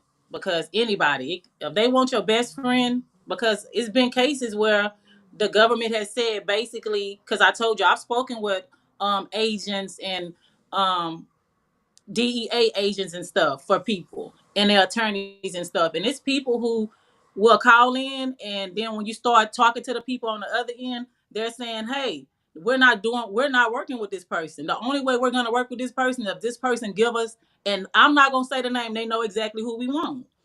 And you tell that person that person give you a name, and hopefully when you go back and tell this to the DEA agent, they go with it. And I've seen it happen. Yeah, that's the name we want. So, I mean, it's a big business. People, and this is not the only firm. Like, people was like, oh, people do this. Absolutely. There's other third party cooperation firms out there that have been doing this forever. And was it lucrative? I would think so, yes. Well, y'all hear that? Well, we be having these guys on the internet and talking about standing on business. I ain't gonna tell y'all hear about that third party cooperation. So how did you meet your ex-husband? So I met him when I was 16 years old. I was in high school, and one of his family members was really good friends with my mom. And I was on my way to my cousin's house, who stayed maybe like 3 blocks from me. And so we were walking over to her house, and I stopped because I seen my mom's friend out in front of his house. And so we're talking to him, and then this is his cousin. So then he comes out of nowhere, and he just started talking in the conversation. He's basically, telling me he's seen me around before and stuff at like a block party here or there or something like that. And so I'm like, oh, okay. So I didn't really know him at the time, but I just, he asked me for my number. I told him, hey, I don't have a number, because back then it was beepers. So he said, okay, well, here, I'm gonna give you my beeper number. And he gave me a code to put in for whenever I beeped him or whatnot. And so that's pretty much how everything came about. But the cousin that I'm talking about was like a friend of my mom's, and he's still a really good friend to me. He actually sent that person to prison for 20 years, which is his family member, who forgave him afterwards, But yeah, that's pretty much how I met him, through that person. Okay, is he still incarcerated? My ex, Yes. yes, he's still incarcerated. I think his out date is not until 2032 or 33. Hmm. So for the people who haven't watched the story, I'm encouraging y'all, go over to TikTok and follow at Khalitha Bush One and follow this series. So through watching the series, me personally, I've seen it should have been a bunch of times where you should have been done. What made you stay? I don't know. I just feel like, we had kids together. I feel like it was a situation at that time where I was stuck, and that I did not want to leave, even with everything that was happening. I started to live like inside my own bubble with him. But for the most part, I think it was just the fact that I didn't want to have to leave with my kids and have to start over all over. I think that's a fear for a lot of women, that it's either the leaving or the starting over part that's so hard. I mean, it's times where I wish I had left. It's times where I absolutely wanted to go out, but I didn't. Okay, so like I say, we ain't gonna give up too much because we want the people to go over there and check out the full series. But tell us about the first time you found out he was cooperating with the government. So I woke up one morning. We had 2 kids at this time, and he just out the blue got up that morning and told me he was finna go to court. He had never mentioned anything about court to me before. That was my first time hearing it. And so he was like, "Yeah, I got to go to court today. I might not be coming back. I might be looking at some time." So, I was confused when he said that. I was like, "What do you mean?" Like, I was like, "We got 2 kids together. You talking about you finna go to court and you might not be coming back?" And so he was basically like, "Yeah, I'm gonna explain it to you later. I don't know how much time I'm looking at, but I have to go to court today, and I'm gonna have my mom get in contact with you if you don't hear back from me." So I was nervous that whole entire day. I didn't hear anything from his mom. I didn't call her. He never called and said anything. So I was just depressed, thinking that, he was locked up. And so I think I even called the jail homes to see if he was there, and they kept saying they didn't have anybody by that name. Well, sometime early that morning, he came in, and he was basically telling me I'm free. And he had like a 40 ounce in his hand, and he was happy. And I was like, "You free?" And I wanted to know, like, what happened. And so basically that's when he went into the story of telling me how he couldn't tell me this stuff. That's why he was having to jump up and leave all the time and go, because these people was calling him. They was making him do these lie detector tests, that they were doing like a lot of things. And so he was like, his cousin, the one that I knew. So all these people had been getting arrested, and we didn't really know. He would come and tell me. He'll say, "Hey, you heard what happened to such and such?" And I would have never thought that he had anything to do with any of that stuff. And so that's when he told me that he had got popped is the word that he said he used. He was like, I got popped. And he said the guy name that popped him, and he said the feds came and he sold drugs to the person. And right after he sold the drugs to the person, the feds came in and knocked the door down and took him. And so they told him, you know who we want, this and that, and all kind of stuff like that. And he only spent that one night in jail, but they took care of it. So it was speculation that he had went to jail, but nobody could really prove it. Because I guess the person that had sold the drugs and popped him went around and told people that he had got busted.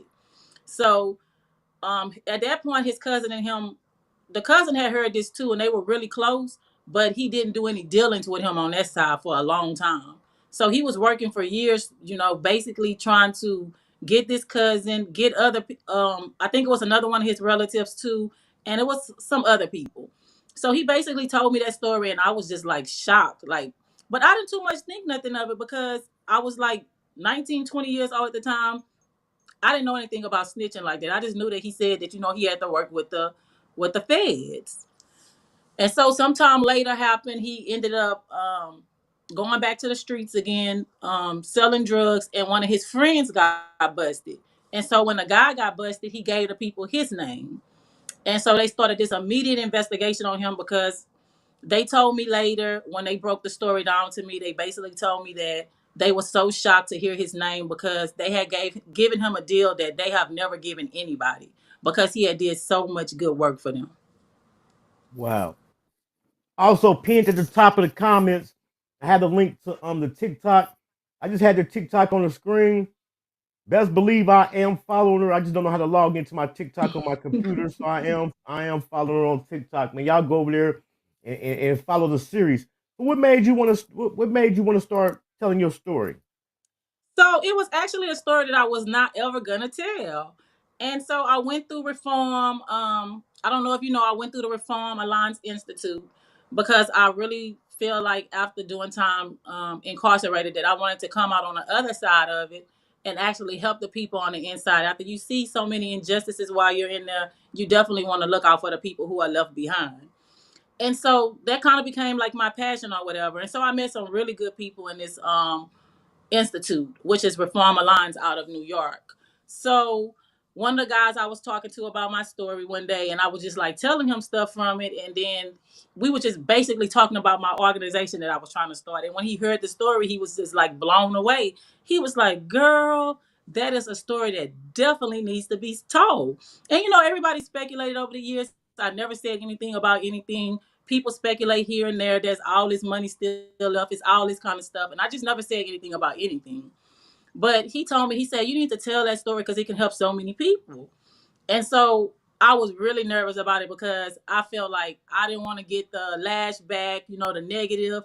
And he basically told me, your audience is going to find you. And it's going to, of course, be people that's going to not like this story. They're going to say negative things, but you don't concentrate on that. You concentrate on the story. So that's what I started doing. I concentrated on the story, telling the story, being as accurate as possible. I haven't told a complete story because it's so much more that I feel like I would just put inside of a book instead of just like putting it out on the internet. Right, right. So during these years, all this stuff he had going on, so you wasn't aware of it. No, I absolutely believe what he said. He had me believing like only the people that know him. And I'm gonna go live tomorrow night. I'm gonna bring some people that was around him that hung out with him so they can give their version of events because they're the only people who actually have been around that knew him that could actually tell you exactly what type of person he was. So he had a large following. He was able to manipulate even all his friends into they was leaving their families and everybody. So we moved to Houston and all these people came with us to Houston. Like literally like 30 guys came to Houston with us. He put them up in hotels. They lived out for like 2 years, 2.5 years in Houston. But he has a really, really good mouthpiece. He's able to talk to you in a way that you're gonna, even if you know you're right, you're gonna start. Like I would always feel like when he finished his version of events that I was wrong. Like I had got it wrong some kind of way. It took me a while to realize that dang, he's a habitual liar. Like he's really when I started catching him and stuff, and I was like, so he'll really sit in my face and lie. He'll swear to God on this and all this, and I know for a fact that he's lying. And so that's when I started seeing, that he wasn't an honest person. Right. He So wasn't a humble person. He wasn't a person that everybody thought that he was. The people who didn't know him, they worshiped him. They looked down. I mean, they looked up to him. It was people that had called him God and stuff, and I just could not believe that. so how did you miss? How do you think you missed the red flags in the beginning, as far as him being an habitual liar?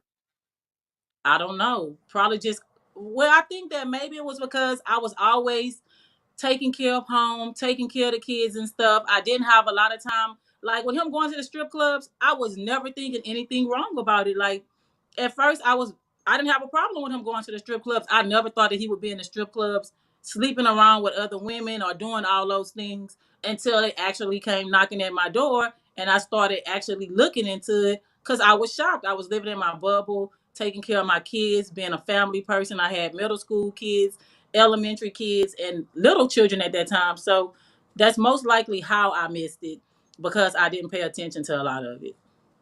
Right.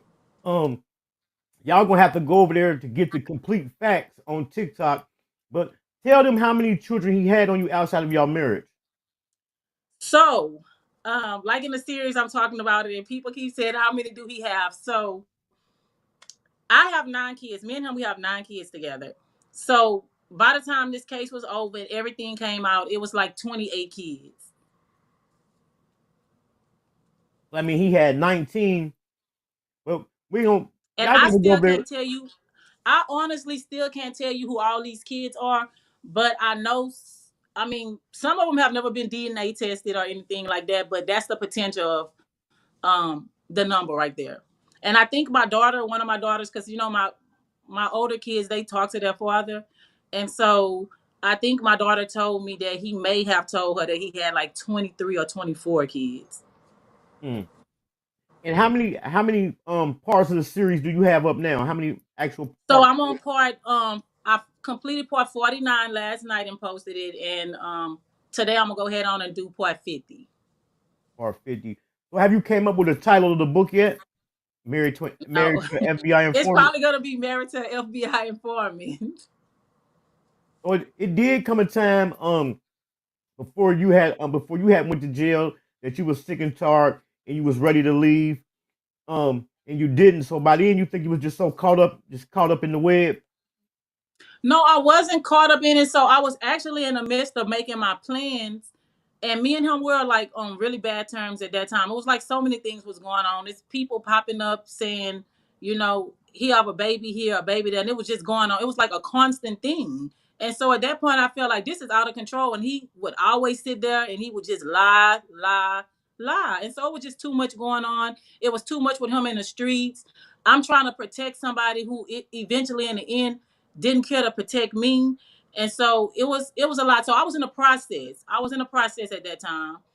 Of course, at that time he was saying, if you leave, I'm coming too. So I was trying to figure out how that was gonna work because I was telling my kids we're definitely moving, and he's saying he's coming too.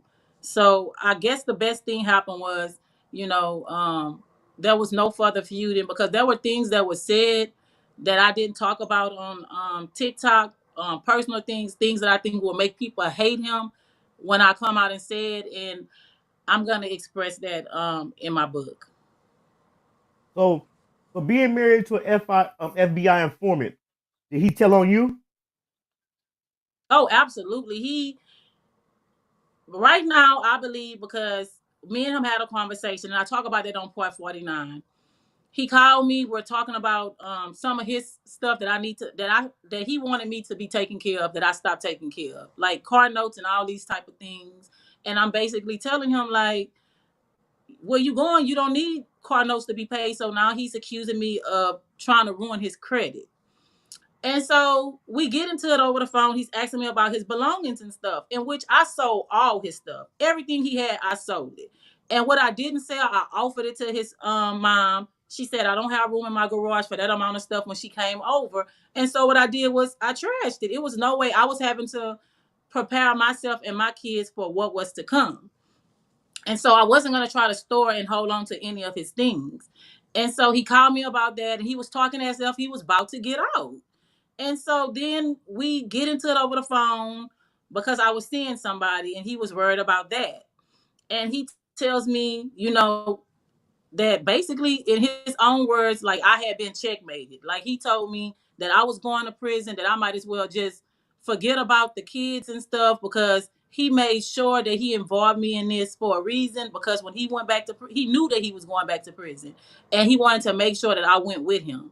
He told me that you will not be out here free living your life. Like he literally told that to me. And I was shaking when he said, I was so angry. I was so mad.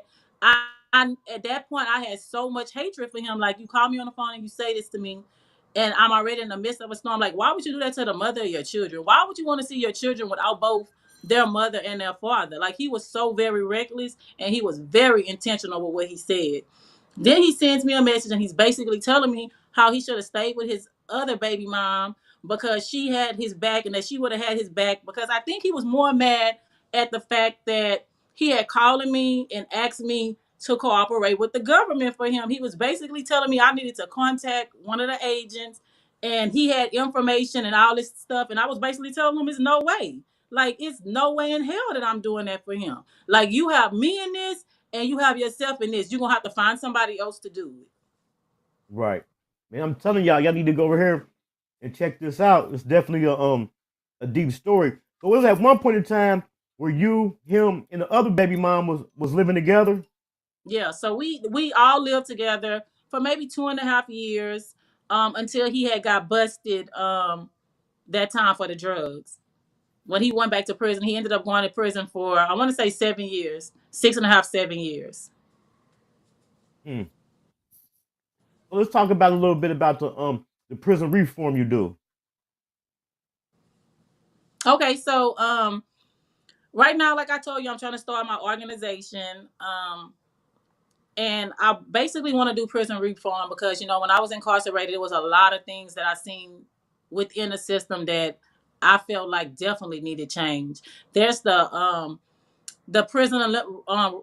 what is it? The Prison Rape Elimination Act, which was a bad major problem going on in federal prison when I was there, where the officers are having sex with inmates, impregnating them, and all this type of stuff. And I feel like, a lot of women have already been victimized, and they're incarcerated, and they continue to be victimized. And I feel like that law itself is not doing enough to protect the women who are incarcerated. So that's one thing that I stand firm on, is working with legislation to probably revamp that law to make it work.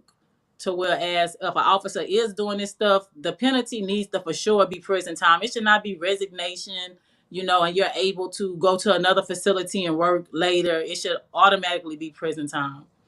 So that's one thing that I want to focus on. Amongst compassionate release, I feel like it's a lot of people who are incarcerated, and they deserve a second chance, and they could be sick, it could be anything. And I feel like compassionate release is the best next option that could give these people relief. And even though it's a law, it's not being used enough. So I feel like that's one thing that I would definitely like to work with legislation on. Right. And by you have been incarcerated yourself, how do you feel? Even before you was incarcerated, how did you feel about the guys telling on people to get their self out? How did you feel about the third party cooperation? I looked at it as if it was actually a business. Like, I thought it was, I felt like it was a business, that this is what people do, because basically it looked at like that's what people do. Like, people literally call in and want to give information, or sometimes they'll say we started working with the government and then it didn't go through. Like, it's all kind of different components that goes into third party cooperation. And I think the major thing on this case was the Fed said, because we don't charge anybody, or to we don't charge people or pay people for cooperation. And I absolutely know for a fact that is a lie. So in my case, I was just like, so they saying that they don't do it, but there's no way. I'm talking to a DEA agent that's telling me I'm making sure my girls get paid for this and that, or whatever. Because, I talk about the informants that I was talking to. I never met them, but I only talked to them. And so he had a couple of his friends who were around. They were all informants. It was all in the paperwork. My attorney was very upset about it. She felt like I was getting a very raw deal on this, because the people who were involved, these informants, they ended up with 1 year, 2 years, 3 years. That's all they got. Right. We got somebody who came in late and they want to know how much time you did in the Fed. So on my 8-year sentence, I came home at a little bit before 5.5 years. Reason I came home, I got a year of good time, and then in 2018, President Donald Trump passed the First Step Act. And so under the First Step Act, because of the programming that I did while I was incarcerated, I got another year off of my sentence, which sent me completely out the door with maybe, I think I had maybe, I want to say 6 or 7 months by the time I got my date that was left on that sentence. And so I went to the halfway house. Only for like 2 weeks. I did 2 weeks in the halfway house, but I was still BOP custody because your custody doesn't end at that point. I was still BOP custody until last year in April, but I was still home. I was no Right. longer in the halfway house. I was just having to report to the halfway house because even though you come home under the First Step Act, whatever, how much time you have left on that sentence, you have to complete that with the Federal Bureau of Prisons before you go. They turn you over to the United States Probation Department. And it kind of let people know how lucrative um third party cooperation is when they say they don't when the feds say they don't pay people. Tell the people how much money the feds accused you of having through this So business. yeah, so they never really had an exact count. Like they did this case so fast. Like even though they said it was going on for years, they did this whole thing in 9 months. They was able to do it with the help of one of his friends who was cooperating with the government, who told a lot of lies, who got away with a lot of stuff. So basically, it's a big business. Like the phone never stopped ringing. I'll tell you that. Man, that's wild. So let's walk the people through the day that you was arrested. So it was an early morning. It was like a regular morning for me. Got up, got my kids ready, my high schoolers. They left for the bus stop that morning. Their bus picked them up in the morning at like 5:50. Um, then my little kids, I was getting them ready for school. Three of my daughters, I was getting them ready for school. They were in kindergarten, first and second grade. And then we headed to school, and I seen this cream tan looking SUV passed me, and then I also seen it pass me again while I was hugging them and watching them walk inside the building. And so I was headed back home, and out of nowhere, I seen the SUV again. But this time, I thought they were trying to pass me by, but they put the red and blue lights on, and they jumped out with these black vests that said FBI on them, and they're telling me that I'm under arrest and all kind of stuff. And so I was literally shaking, like I couldn't believe it. Like they're telling me you're under arrest, and they didn't tell me what I was under arrest for at that time. But it happened so fast. They threw me in this SUV, and then they kind of like turned the corner, came up and turned the corner again, because I started thinking in my head, oh, Lord Jesus, I hope that I did not just make a big mistake and let these people trick me into getting in this vehicle with them. So when they got up on my street, it was lit up with nothing but red and blue lights everywhere. It was all kind of unmarked SUVs and cars. I seen Fort Bend County Sheriff out there. I seen Harris County out there. And the SUV that I was in, I guess they were leading on the investigation. They drove up on the lawn really, really fast, and he pulled out a bullhorn and he started yelling for anybody in the house to come out with their hands up. But I was so scared and terrified because it was people on my porch with guns out and everything. And I knew that my two sons were in the house with their father, and my cousin, of course, he was there. He had came to stay the night before. And so I was crying and I was telling them, hey, my sons are in there. And I was telling them, hey, the door is not locked. I don't lock the door. It's not locked.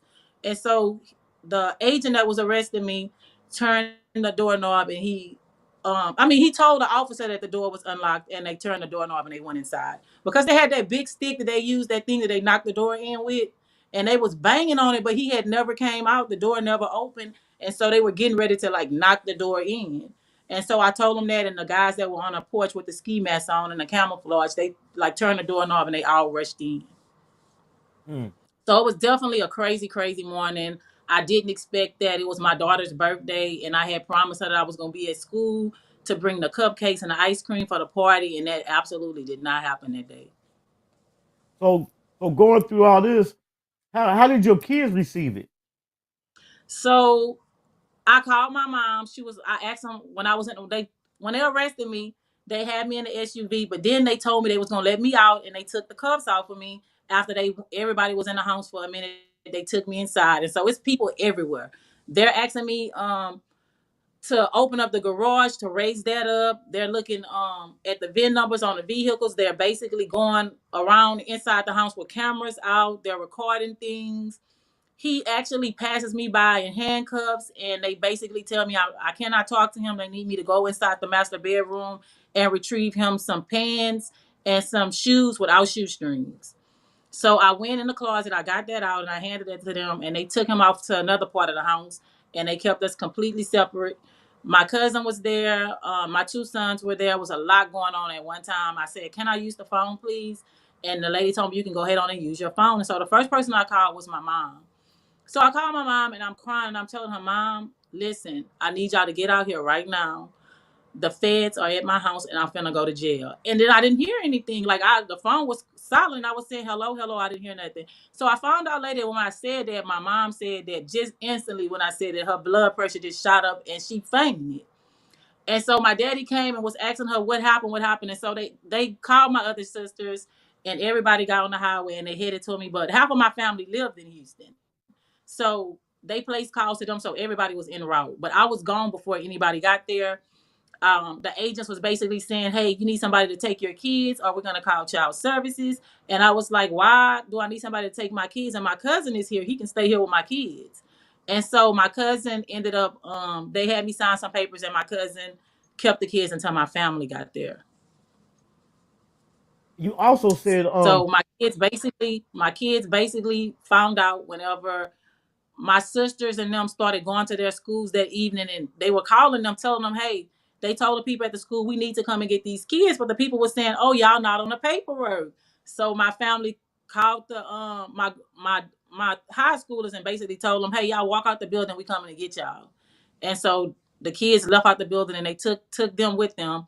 They came to the house. They couldn't get the little kids out of school, so they waited until after school to retrieve them. And then my mom ended up deciding that she was just going to take the kids and bring them back to Groves, where she lives at. right. So when you eventually got sentenced to the feds and you was working your way up, was it hard for you to explain to your kids what was going on? I couldn't. Like, I absolutely planned movie night, everything to sit down with them as this was progressing for me to tell them the dramatic change that may be about to occur. And every time I looked at them, I was never able to tell them. I could not tell them that, "Hey, y'all daddy," because they kept wanting to know what's going on with their dad. And my two sons kept telling people that their dad got shot by the police because I guess they seen all the guns and stuff. So they thought that when they didn't see him anymore, that he had got shot. And so I kept saying, "No, no, no, no, he's not shot, that he had to go to school for a little while." So I lied and told my kids the whole time that I was going off to college. This is what I told. I had five minor kids at that time. And so I'm telling these little kids that I'm going off to school. I never told them that I was going to jail. And I'm telling my big kids at that time the truth. Like, this is gonna happen. I'm gonna need y'all to do this. I'm gonna need y'all to make sure y'all stay together. I'm like giving them what I'm telling them, basically what they're gonna have to do, what I need for them to do if this does not go in my favor, because it's like things started just dwindling down, down, down, down. It went from one thing to another, and it went from looking at, one attorney saying, "Well, you're most likely gonna get probation," to, "Oh, you're looking at 2 to 5 years," and then all of a sudden I'm looking at 13 years. So it was a lot that transpired in that time. Wow. And aside from himself, you also said it was some of his friends that was also working with the feds. Oh yes, he had friends that were also signed up as informants with Houston Police Department. That person went to jail, well, went to federal prison too. Another friend was signed up with the feds. He went to prison too. The other friend, he got a year. He went to prison too. These are all people who were actually signed up with law enforcement as informants. And it was But one of his all these people they got slaps on the wrist. They got a year, 2 years. The max one of his friends got that was signed up as an informant. He got, I think, close to 3 years or 3 years. And he had received $3.4 million in his name. I had no accounts affiliated with this at all, but I still got the bulk of the time. and it was also one of his friends that was coming around every day that you kind of felt like that was the police. Yeah, so I had started noticing that this dude was doing a lot of recording. Like I had never seen him doing that at first, and I'm like, why he keep doing that? Like he's recording our kids, and so my ex was a big gambler, so he would go to the casinos and he either win or he either lose, and he had been doing this for years and years and years, and so he had a casino style dice table at the house where he brought over people that he trusted, and they would shoot dice. Like he would come in from the club early mornings and they would just shoot dice. And so I noticed that he was teaching my son, who was in high school, and I had his other two sons over from the other baby mom. He was teaching them how to play casino style dice. And then he started teaching our daughters how to play it, and he would give them money to play against him. And so they would either win or they would lose. But I started noticing that every time I would come out of my room, he would have his camera up in the corner on his phone, and he was like always recording. I was like, why are you recording this? And it came out to me later that he was recording this. So my brother, it was a time when my brother, I had two brothers that hung out with my husband for a minute. And they told me one night outside the club, they were standing in a huddle talking, and this person that was holding up the camera was jumping around, and that a phone hit the ground. And they picked up the phone, and on the phone, the only thing you can see on there was that it said FBI surveillance on it. And so they started saying, who this phone for? And nobody would claim it. Everybody was looking at it. And even the guy that I'm saying was working with them, he was acting like that wasn't his phone either. But my brother kept saying it was him because he was jumping around, it fell right by him.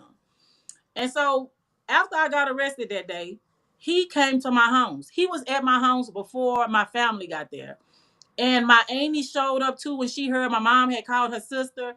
And I didn't too much hit on it on my video. Well, one of my cousins was involved in this because he had received over $750,000 in his name in an account for my husband. So my cousin ended up getting a little prison time from this. He ended up with 2 years. Well, his mom came over, and my sister will tell the story better than anybody. She said we're standing there, and this person that I'm telling y'all that I call a cameraman was so casual with everybody. He had them been inside my house packing up things, putting it in his car.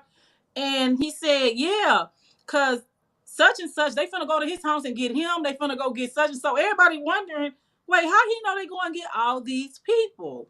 And so he said this to my Amy, and she literally passed out in the front yard. They said about 5 minutes later, the phone rung, and it was my cousin's girlfriend calling, crying, saying the feds had knocked their door in, and they was arresting him right now. So everybody wanted to know at that point, how do you know all these things? And he was basically acting like, oh, he didn't have no parts in this. He didn't really know what was going on, like he heard. But then it came out that I figured out that it was him. He had gotten out with indictments. He was passing them around Houston. And he was the only person involved in this whole investigation that didn't get prison time. Like he got a better deal than my ex had. When the Fed said he got one night in jail, this person got no nights in jail at all. So the money, the $750,000, all this money is coming from them working with the feds, or it's coming from gambling? It's coming from the business. All this money is coming in from people. There's people that spend millions of dollars. There's one guy that spent maybe like $2 million on this for his son. There's people that was paying him however much money he asked for. So money was always coming in. He was telling me that when the money come in, that he had to take the money and give it to the people, like the feds, and that the feds would take this money and give him a portion of it out of it. Hmm. So really, so was anybody actually getting out though from the third party corporation? I'm not 100% sure, but I don't think people actually got out from it. I don't think that anybody got out because I told you it was a time when the people were calling back on the phone and they were looking for me and they were like, hey, even the agents had called. There were some agents that called me and was like, hey, the girls came out here, but they never came back. And so I was like, oh, okay, well, they were supposed to be out there because I knew he had went met with them and he had paid them money. So these girls were known for doing this type of work. And from my conversation with them, they basically told me they had done a lot of work and that they're not identified by names, they're identified by numbers. So the person that I was talking to a few times was their boss, who was a DEA agent that had used to work in the Eastern region, but he had now moved over to the Mississippi region. And so when the feds was like, oh, we don't pay people for this, I wasn't buying it because why is their boss saying he's making sure these girls are gonna get paid? Right. I mean, it was somebody else that came in late. I had missed a question. They wanted to know if he was still locked up. Yeah, he's still locked up. And you say get out 2032? 2032, 2033 is one of them. Mm.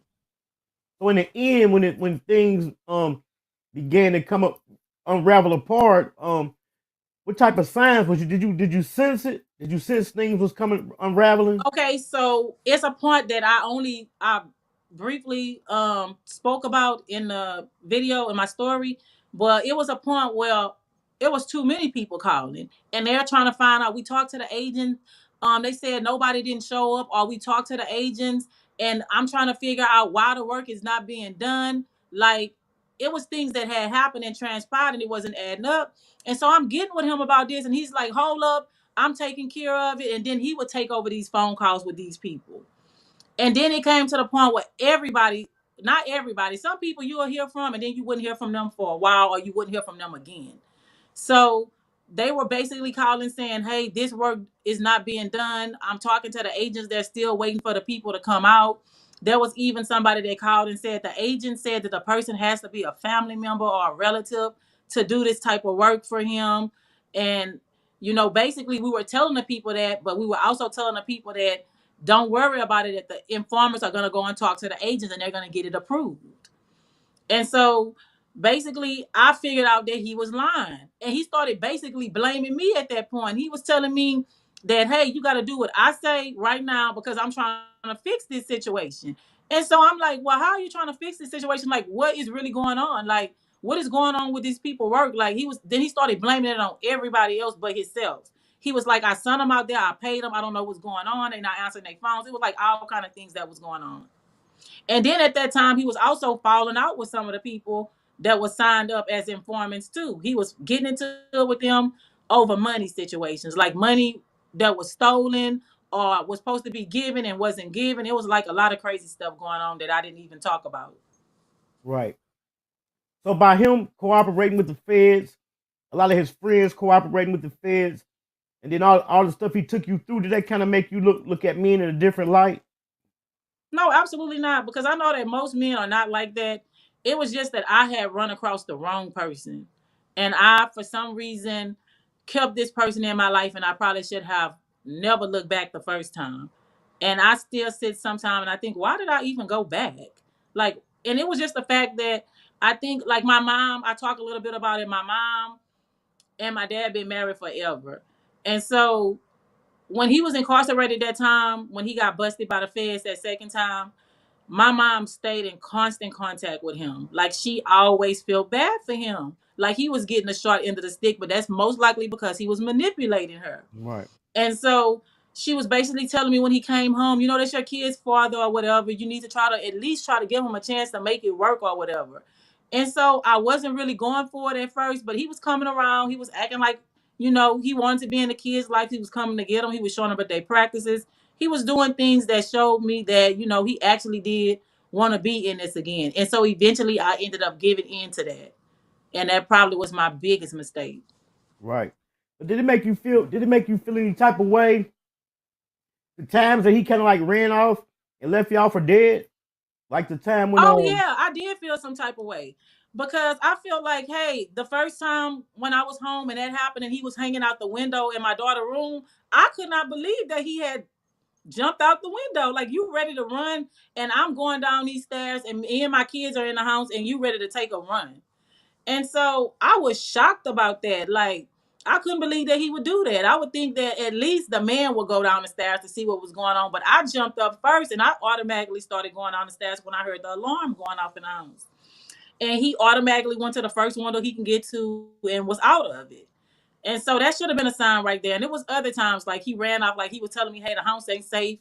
You can't be here. I can't be here. And he was making it like it was nothing to just jump up and move. And I had little kids, school-age kids. It was a lot. And so I was always stressed out, feeling like I was getting the short end of the stick, having to go out, find a new location, get with realtors, do all this different stuff. It was a lot. All right, for the people who don't know, tell them what happened for him to be hanging out the window. So we were at home and we were laying in the bed. We were watching a movie this night. The kids were in their rooms, sleep, and it was a big, like the alarm went off. We heard a boom sound, and so I automatically jumped up because he heard it too. He jumped up too, and I opened up the door to the room, and I automatically headed for the stairs, going down the stairs. And I was at first thinking that he was behind me, but when I turned around, when I was hitting on all the lights, he was nowhere to be found. And so I always feel like if something like this is happening, I'd rather meet the person than the person just come to me and catch me. And so I'm hitting all the lights, going through the whole house, checking everything. And of course, there's nobody there. So somebody did try to come in, but they didn't get it. And I guess the alarm scared them off. I get back up the stairs looking for him, and my little daughter, she's 2, I want to say at the time, she's sitting in her bed, and she tells me that, because I don't see him anywhere. He's not in the master bedroom. He's not in the other room. So when I get to my daughter's room, she told me that daddy's out there. And so I go to the window, and sure enough, he's outside the window on the second story, hanging off. And I'm like, what are you doing? Like, it's funny now, but it was not funny then. I was really mad. I was like, why are you out there? Like, what are you doing? And he started trying to tell me that he was going to make a run for it to go get help. And I was trying to figure out, we got cell phones. Why you can't just call 911? Because as I was going down the stairs, I was calling 911. And so, yeah, that was definitely crazy. And that was something that it's funny now, but it wasn't funny then, because what kind of man would be trying to run off and leave his family in harm's way? Right. And how many actual times did somebody try to come in y'all's house while y'all was there? So, oh my God. So that was that one time, Beaumont, but he had a history of this happening. He's been involved in multiple home invasions and robberies. So when we moved in together, the plan was that he was just involved in a home invasion. That was a major case where these people got years to the point where some of them ain't never coming out of prison.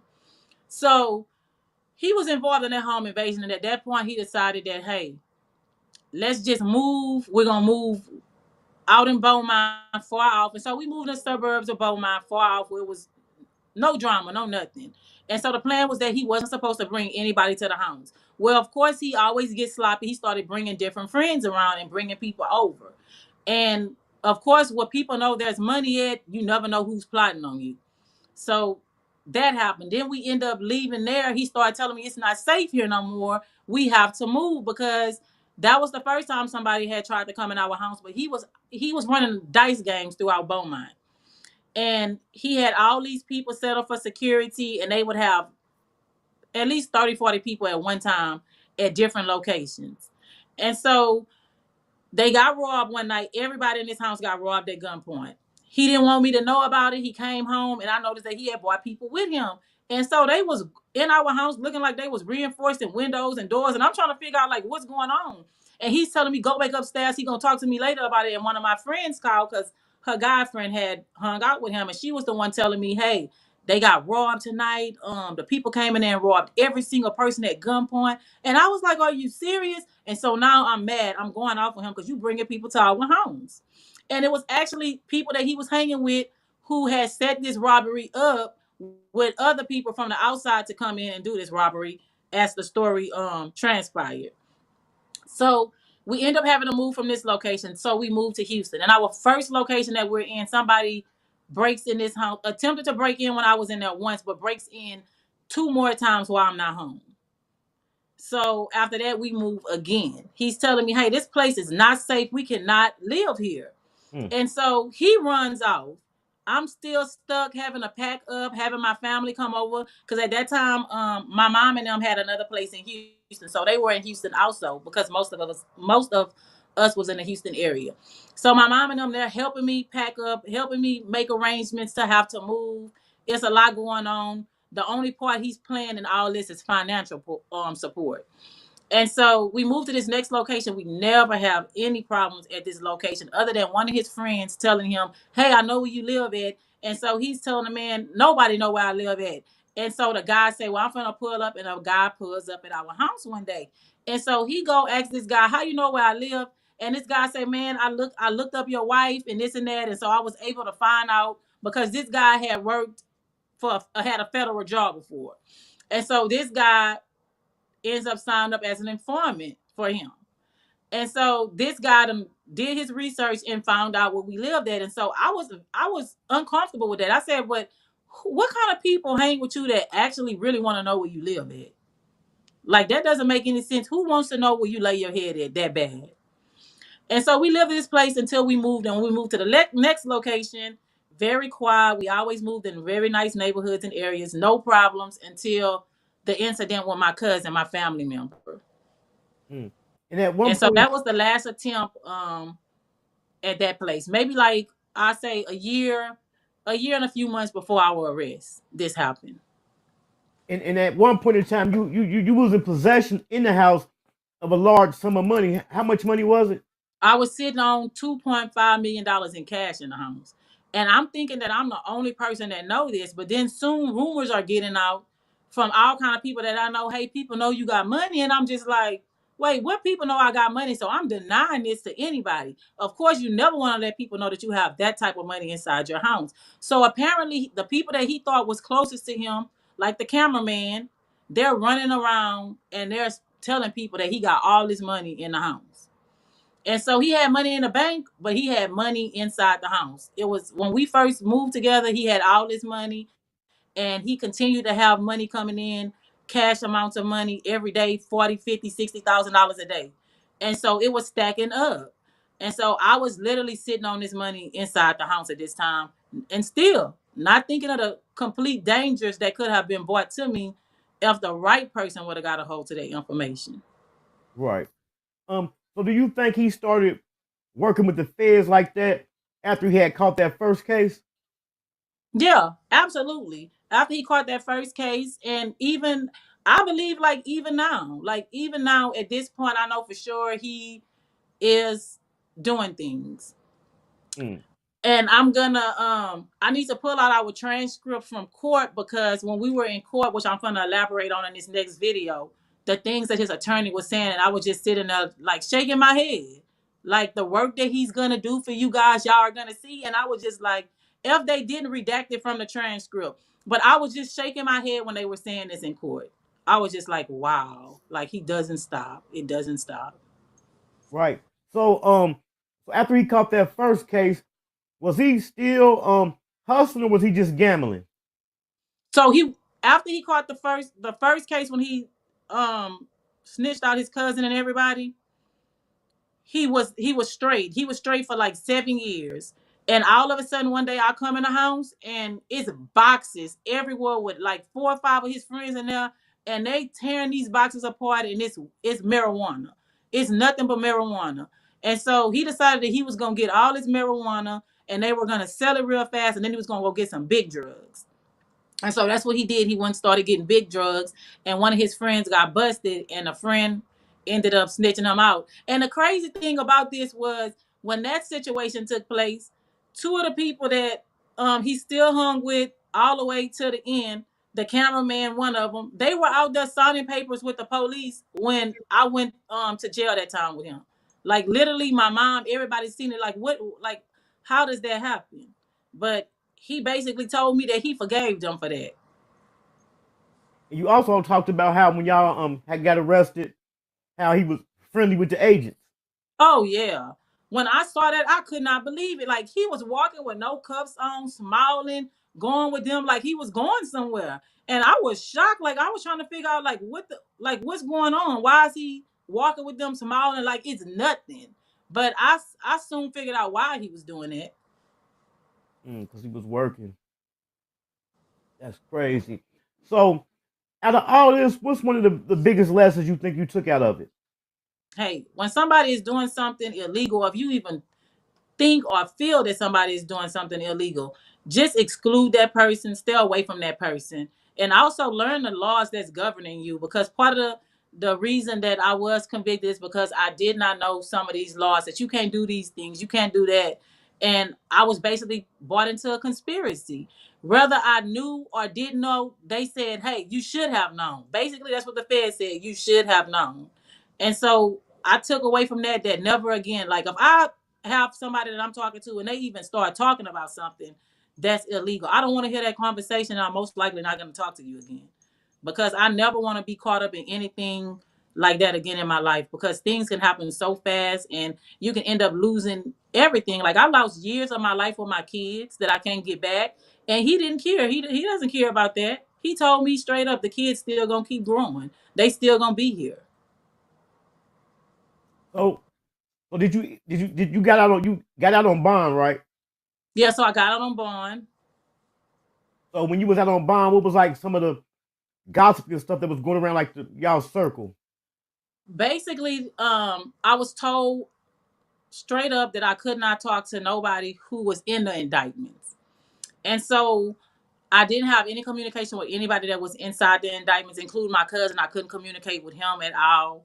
And, basically probation came over to my house. They did their little walkthrough. They put me on an electronic monitoring device. So for like 9 months, I wore a monitor on my leg, which was GPS.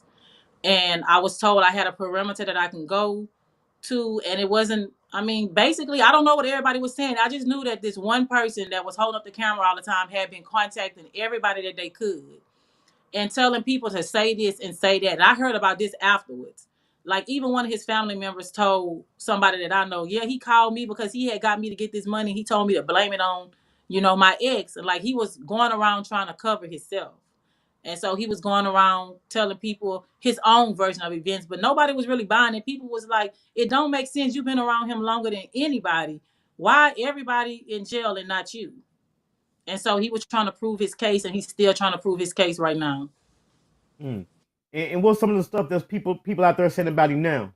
Are they calling him the police? Oh yeah. So people, of course, people are saying it. They say they've been saying it. Like, I got people in my family that have seen him and talked to him, and he's basically trying to sell a story to people of how he didn't have anything to do with this. But I'm doing a live tomorrow night, and I'm gonna bring my cousin in on a live, and he's gonna show factual paperwork, a letter that this person wrote to him in prison, apologizing and basically telling that how the agents caught him, how he had to work with them, he had to basically report every 24 hours to them, and how they were telling him that he better come back with something good every time. So he's mad now that I'm telling this story because he know it brings it back up again, that he actually was working with them and he didn't want anybody to know that. But hey, it's my story and I'm telling it. And if he got a story to tell, I encourage him to tell his part of the story. Right. Well, I think this question I'm about to ask you now, this is gonna be the only little bit more we give them because we're gonna make them check it out. Somebody want to know what type of relationship do you have with the other mothers of the kids? Okay, so when I say my Atlanta baby, I still talk to her mom. She's doing really good. I told her first of the year we're gonna try to get together and I get to see the kids and bring the kids to see their sister. And then the older kids, well, me and the other mom used to live together. His baby mom who worked for the Fed, she ended up being arrested too. She went to federal prison. She lost her job. I haven't got to that point yet. But the me and those kids, we still have a relationship. We talk all the time. They one of them, my sister got on the police force with her. So they don't look at like they say at the end of the day, they're still our daddy. And they love their mom, of course. And they got to know me over the years and stuff, and they love me. So that relationship is not strained. Like none of our relationships are strained. I know a lot of people ask me, how do your kids feel about this? And I always tell people, my kids who are grown have a relationship with him as for talking to him sometimes over the phone and email. And so they hear my story in real time as I'm telling it, but they were there for some of this. They didn't know all of this, but they were there for some of this. And so they're hearing it too. They follow me on social media. They don't comment. And they straight up told me, like, Mama, we support you 100% in everything that you're doing. We like that you're telling your story. But at the end of the day, that's our daddy. And I respect that.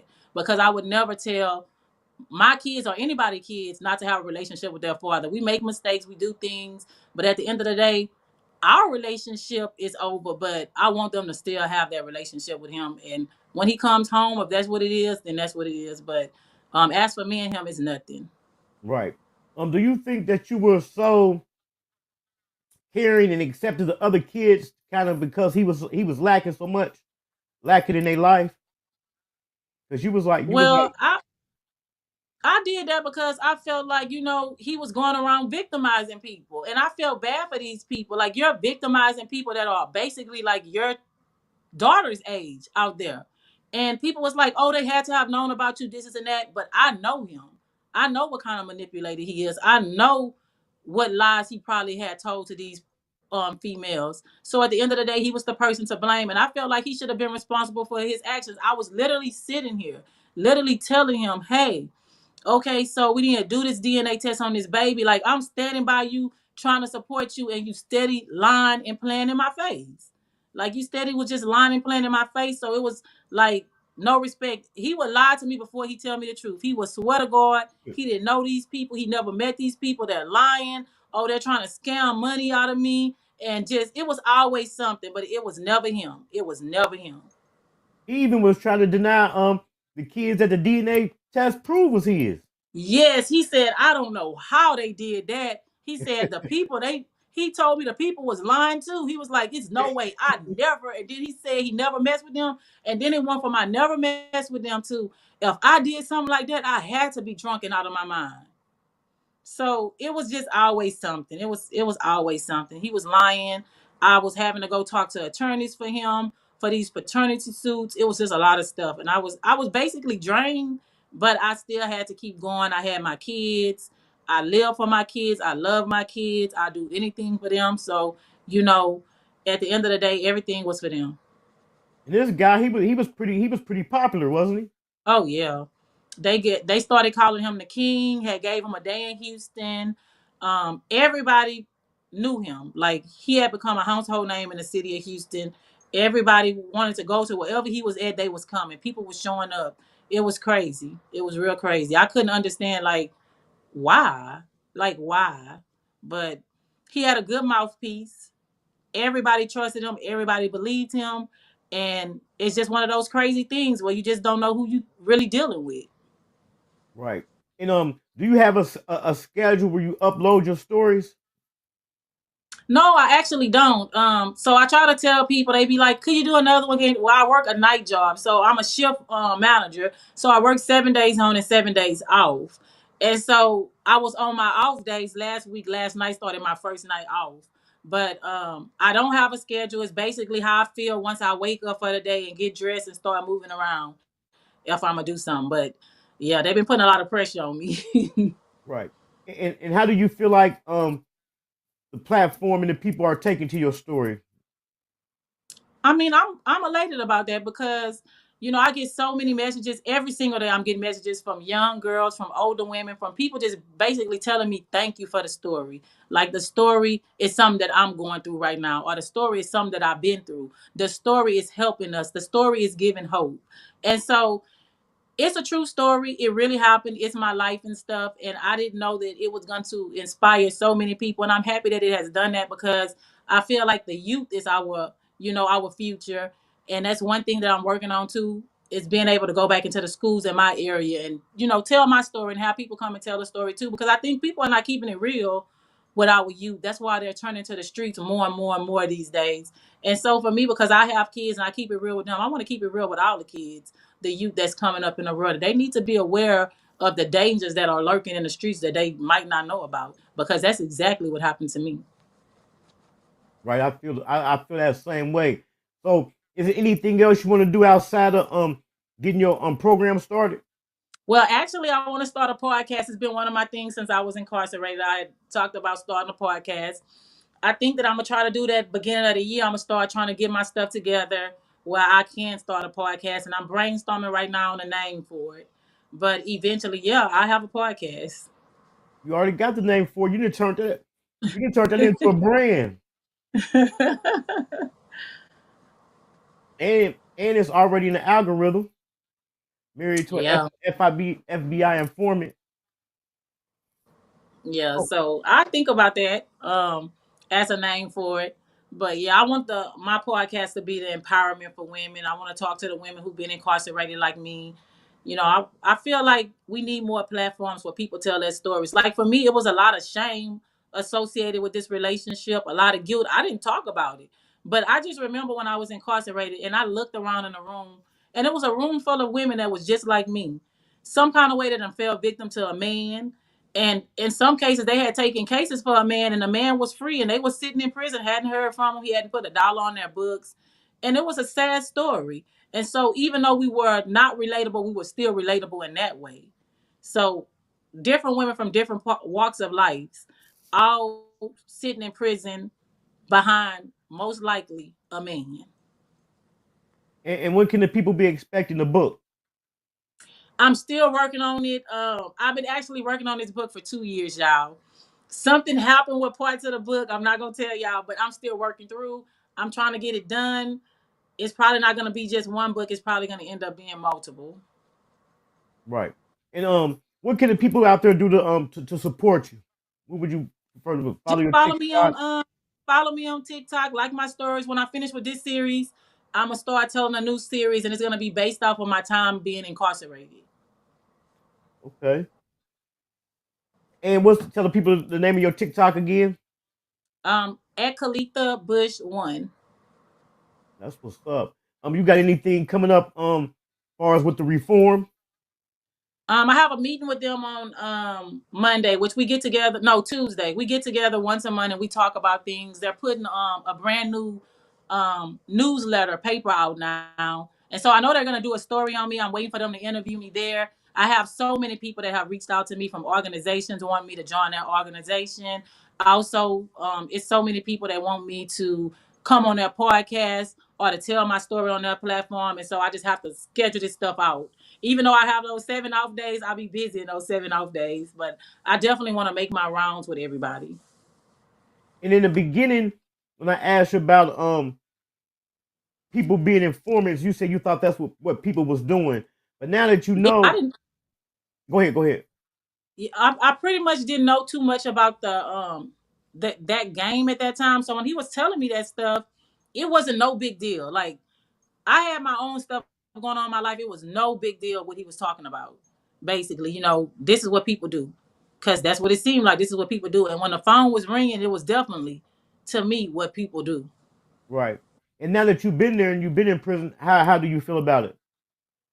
Um, I mean, really, honestly, I don't feel no type of way about it.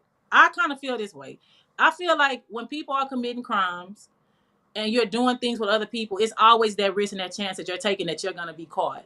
The Right. best thing is to be held accountable, other than letting somebody have to snitch you out or somebody snitch. I feel like everybody needs to be held accountable for their actions. At the end of the day, people ask me, do you think your sentence was fair? And I would say, hell no. Like, I don't think my sentence was fair. Did I deserve to go to prison for some of what happened? Well, yeah. Was I a threat to society for where I needed to be incarcerated? No, society, nothing about me being incarcerated was going to hurt society.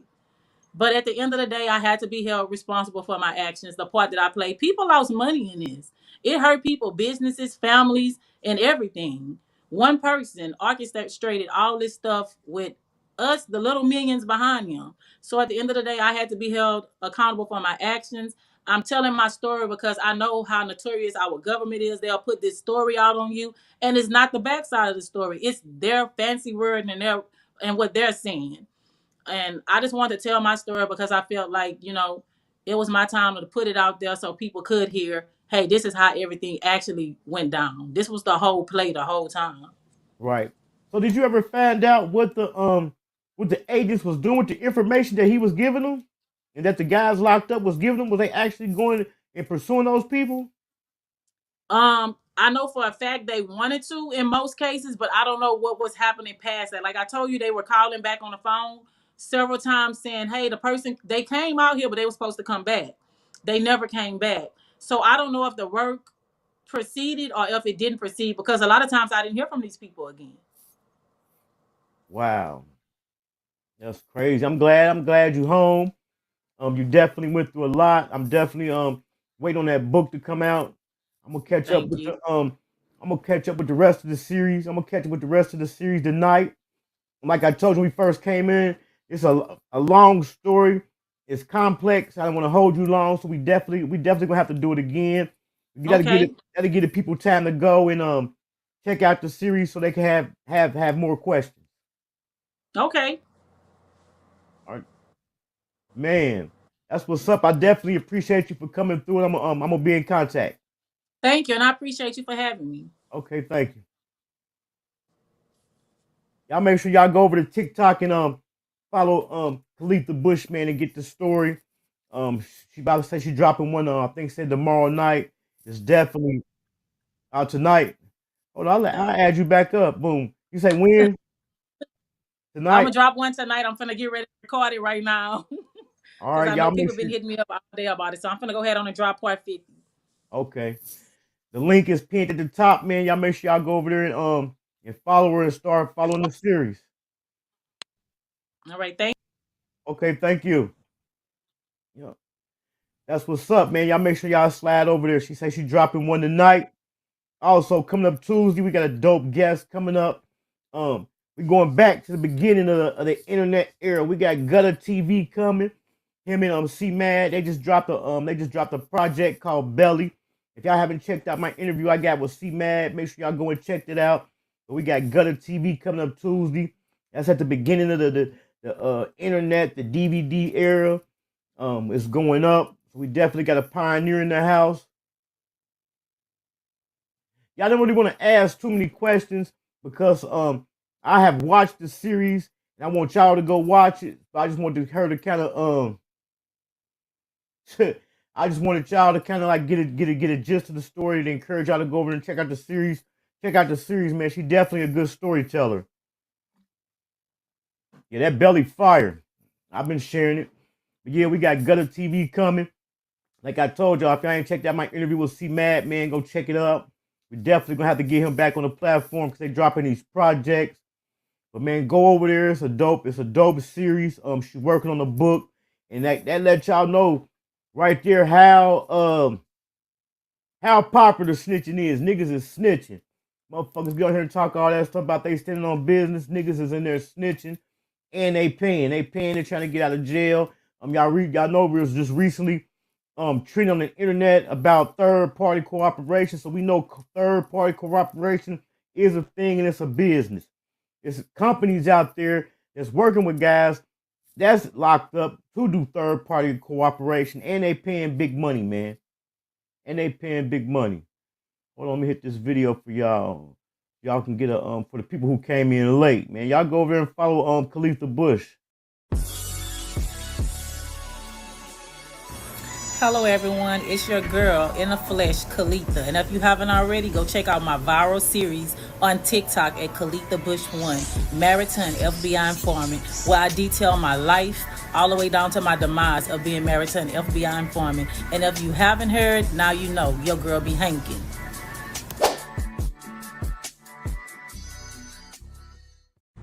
Hello everyone. Today I want to talk to you all about how I was sentenced to nearly a decade of imprisonment by the United States government. I noticed that an SUV that had previously passed me like twice before was behind me now with red and blue lights flashing. They jumped out with FBI vests and guns pointed, telling me that I was under arrest. They handcuffed me in a matter of seconds and I was freaked out. I want to thank everybody, man, for tuning in tonight. Shout out to people for the super chats, the super stickers, man. Make sure y'all hit that like button. And make sure y'all hit that like button. Don't forget, Tuesday at 6 p.m. Central Standard Time, we're going back up. We got Gutter TV coming through. And go check out that interview I got with C Mad. I'm out.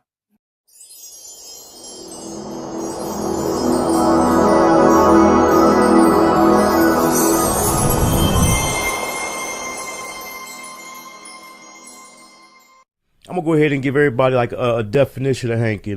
In Dayton, you know, people selling drugs, they call it hanking. You know, if a nigga was selling a lot of dope, they like, you know what I'm saying, I'm hanking. Yeah. So what I did it took and put a positive spin to it, you know. So I took the word hanking and I made it stand for when you can supply the demand and consistently turn a profit. This is a certified hood classic. We've been had money. Money ain't nothing without us being together. It don't do no it don't make no difference if you the maid or if you the motherfucking bodyguard. Everybody get extras around here, friends benefits. Everybody travel from place to place and kick it with each other, and every place is like home. Chhyld got that sauce. Let's get it. Welcome to my city, Westwood, they know Ohio. Midwest players and hustlers, check the bio. They call me Hankin for a reason. If I said it, then I done it. I supply what they demand and make a profit from it. I'm in love with the game. Run, Hopper, Norris, Cole. Ohio players self-made. Jam City, we on gold. M-double-G, yeah, money go killers. Real niggas bout that life. Niggas can't up with They us. call me Hankin for a reason. If I said it, then I done it. I supply what they demand and make a profit from it. They call me Hankin for a reason. If I said it, then I done it. I supply what they demand and make a profit from it. Salute to all the hustle, Jay, Charlie, Bugs, and Round, Keith, Denny, Bert, Earl, the D-boys in the alleys, Chino and Lil J, J, Mac and Carleon, Skane, Key and Diamond Cut, DBM, you know we own. I used to cook the D.